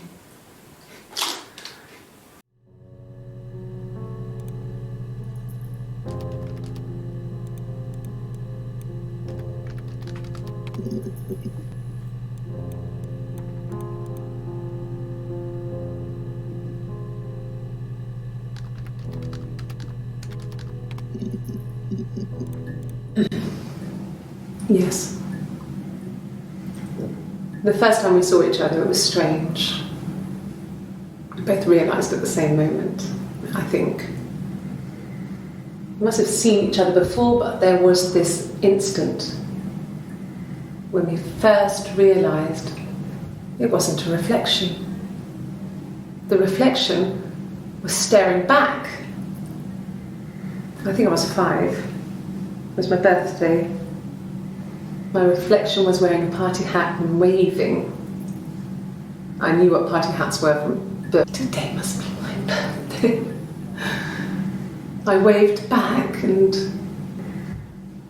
copying each other's movements.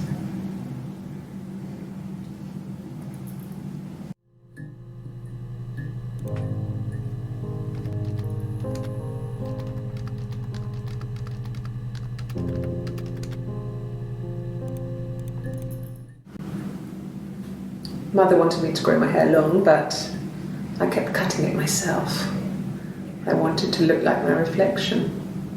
She always had short hair when she was little. Mother would hide the scissors, but I would find a way. Cut it with a bread knife, something like that. My reflection would always leave her house and go on adventures, but I never could. Mother taught me at home, and I had books and TV. Oh, TV was magical, but it was only on when it wanted to be, so I spent a lot of time reading books.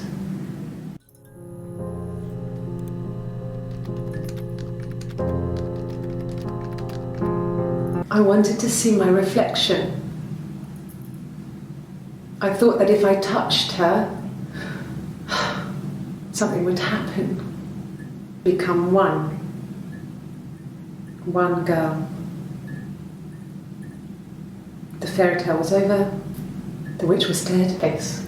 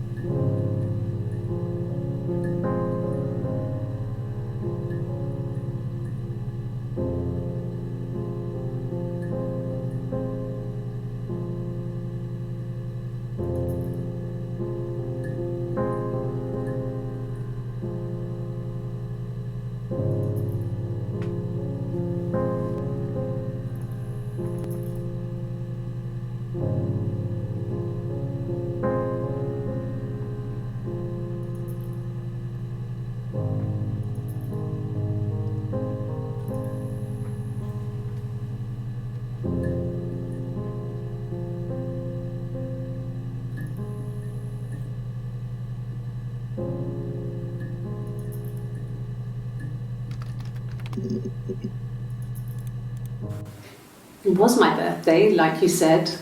We were going to have a meal at home. We had our meal. He gave me his present. I guess I didn't like the present.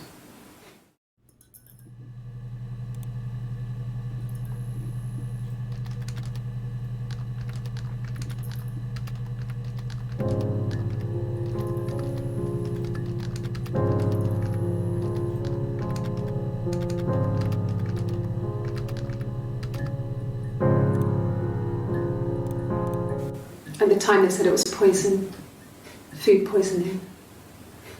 I mean, I felt so guilty. If I'd still been at home, maybe I could have done something. I don't know.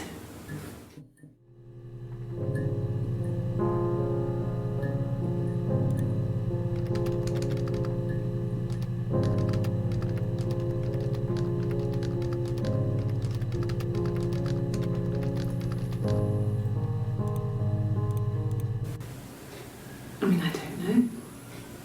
Something must have happened to him on his way home. He could be hurt. I mean, why hasn't he phoned? I don't know.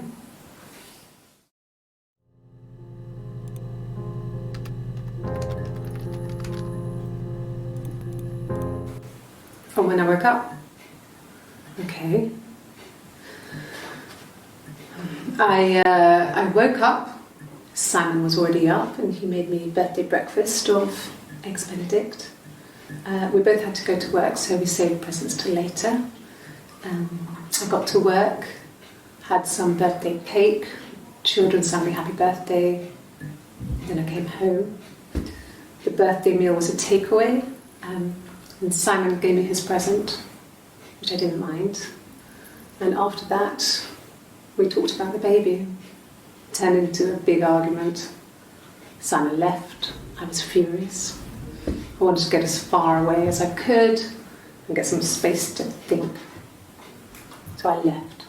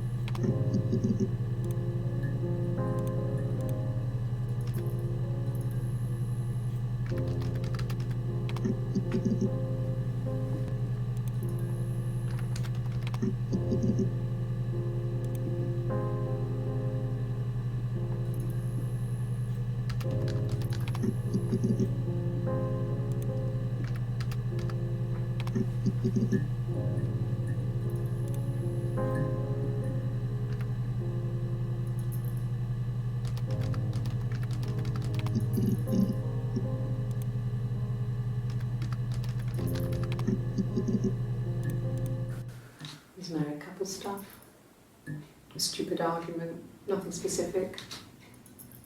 No one knows how to push your buttons better than those you're close to. No. I mean, yes, we have arguments, but he never runs off. He always comes back. We make up. It's always that way. Yes. He left after the argument. It was about 8 o'clock.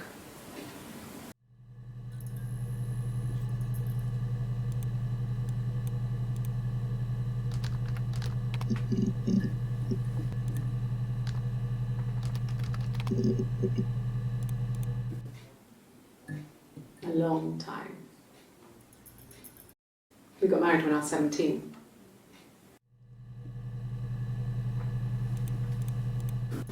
Yeah, when I was at school. I worked part-time in the front shop. It was sort of an extended family thing.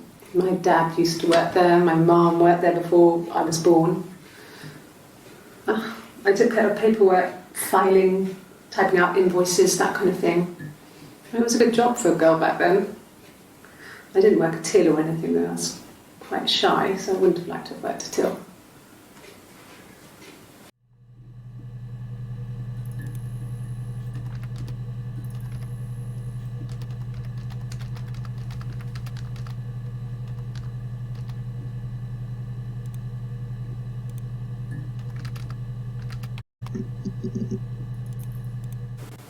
Oh, my tattoo.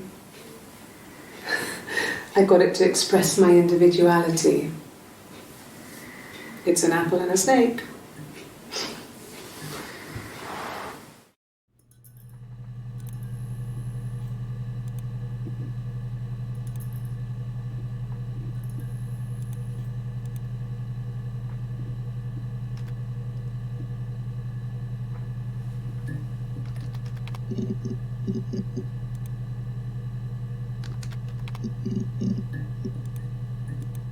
And the Glaziers.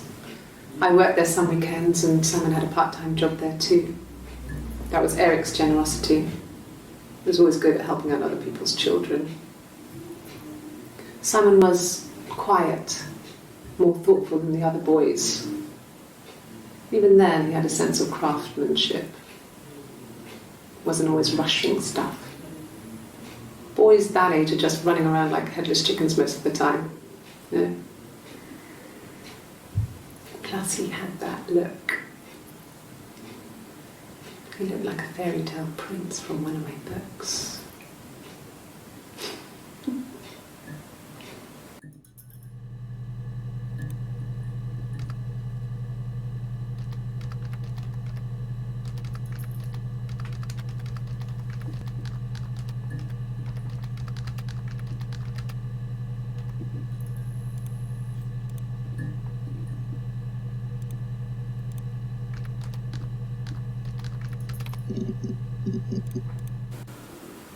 I did. Well, we met when we were 17, both working at the glaziers.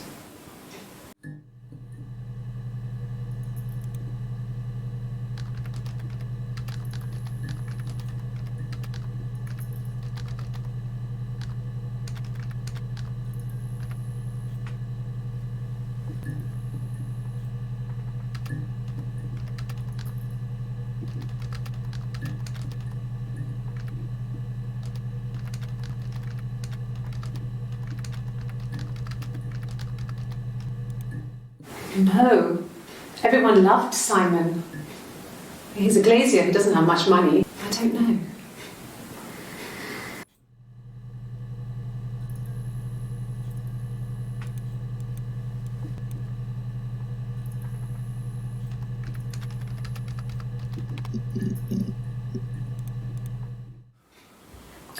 Sorry.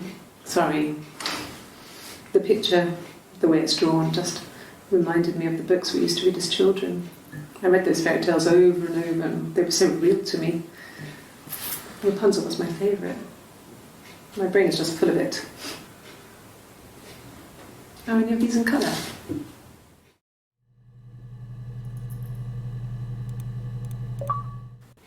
Simon never cheated on me.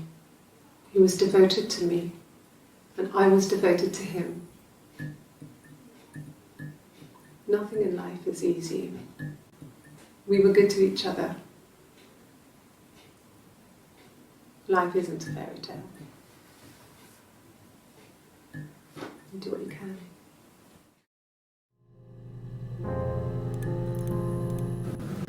Fairy tales. Stories about lost princesses, evil witches, magical mirrors and lost children. So you see, even before I knew the truth, I'd found it in those stories.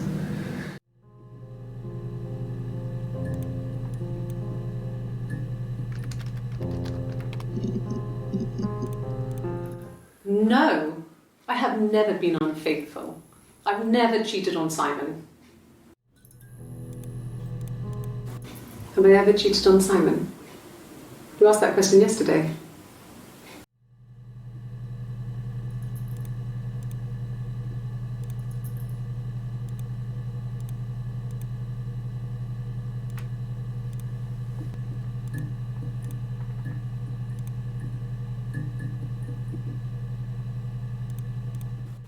Simon never cheated on me. He was devoted to me, and I was devoted to him. Nothing in life is easy. We were good to each other. Life isn't a fairy tale. You do what you can.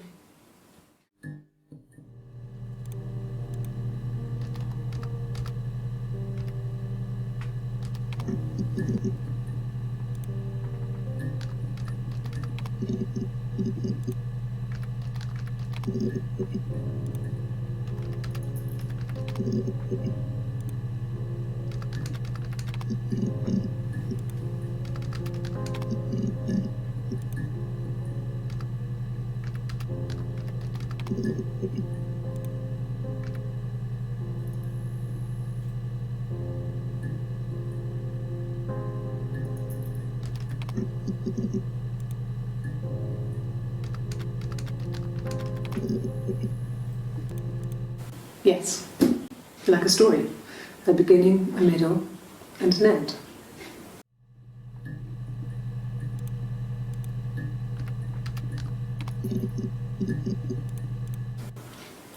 I thought it made me sound suspicious. It's not a normal thing to do, to drive to the other end of the country. I wanted to keep it simple. I know it was stupid not to tell you everything. Saying I spent the night in Glasgow when my husband went missing, I thought it would, distract you from what was important. It's different now.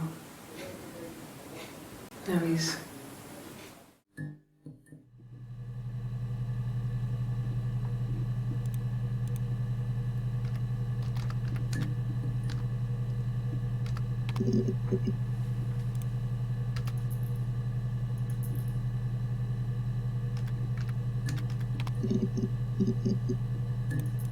No, he doesn't keep a diary.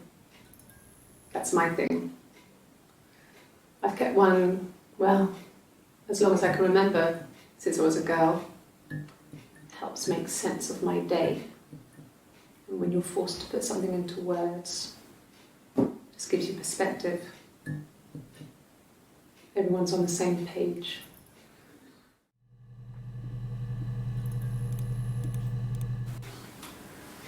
When you've been married for 10 years, stuff accumulates. We could argue about anything. And he's so nice. That doesn't help. He tries to smooth things over, and that just makes it worse. We're both passive-aggressive, so we never normally argue directly about anything.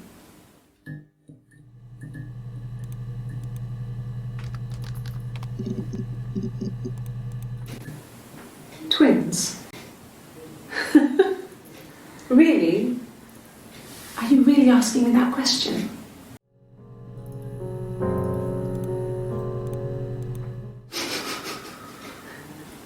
Are you out of your mind? Twins?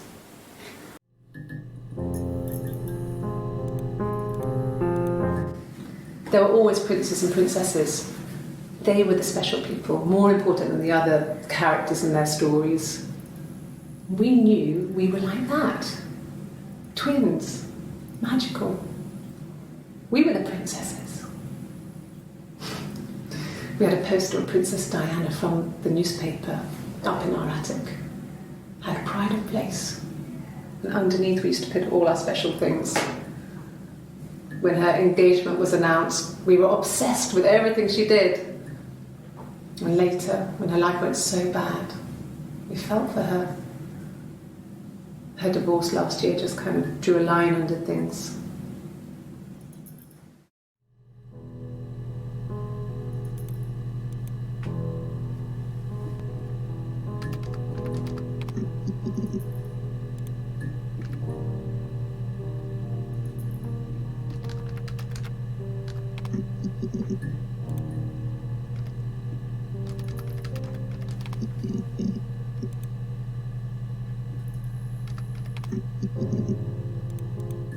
Sure, I think. I do all the bills and paperwork and handle all the money stuff, so it should be easy for me to find. Do you want them dropped off to you?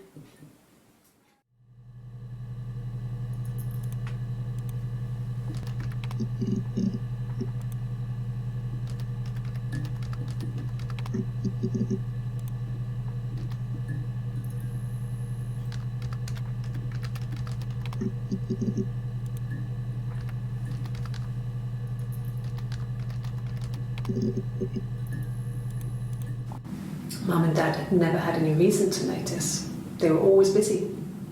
If Hannah was eating a lot, they didn't mind. She didn't put on any weight. That girl has a healthy appetite. If they heard us talking in the attic, they just thought it was Hannah playing one of her games, and that Eve was our imaginary friend. Once, she was already up and dressed and ready to go to school, and I snuck down for a piss. Mum saw me in my underwear, she went mad. Get dressed this instant! So I ducked into our bedroom, and seconds later, out came Hannah, dressed and ready. My mum was amazed.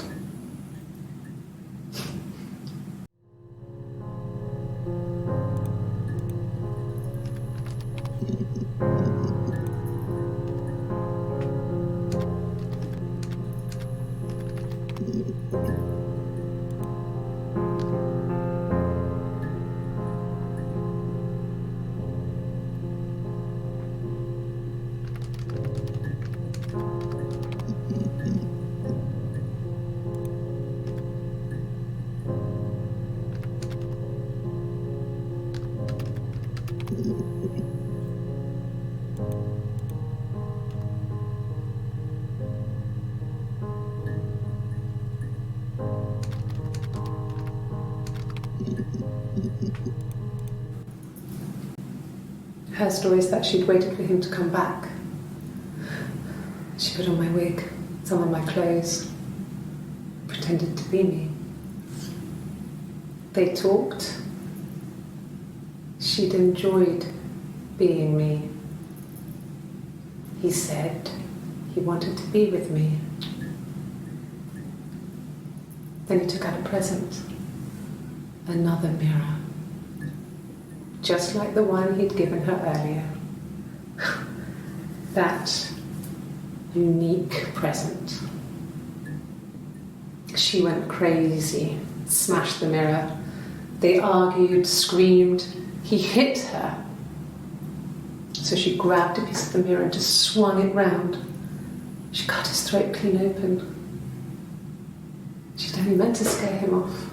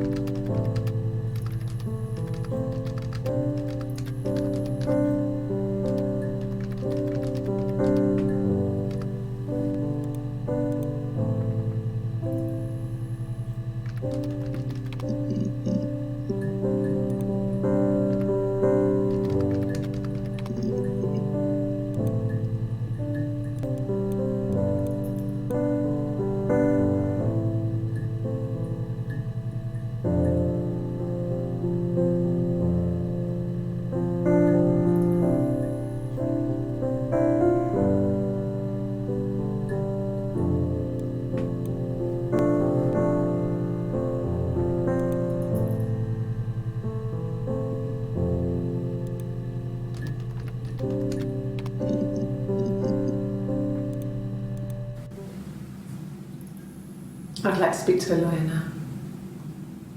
Please. You have no murder weapon. You have nothing.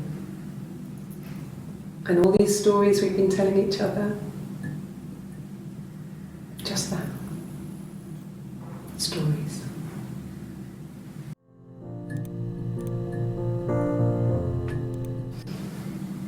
I didn't murder Simon.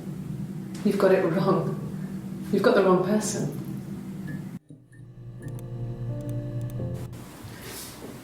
Yeah, that's me. But February, that was months ago. What's that got to do with Simon's murder?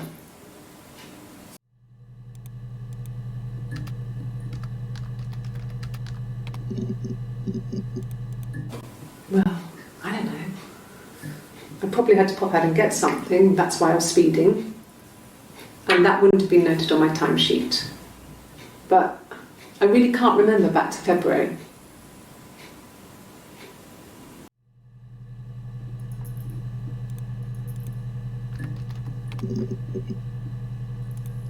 Yeah, I pulled over and slept in the car. This was just by the side of the road. I was exhausted.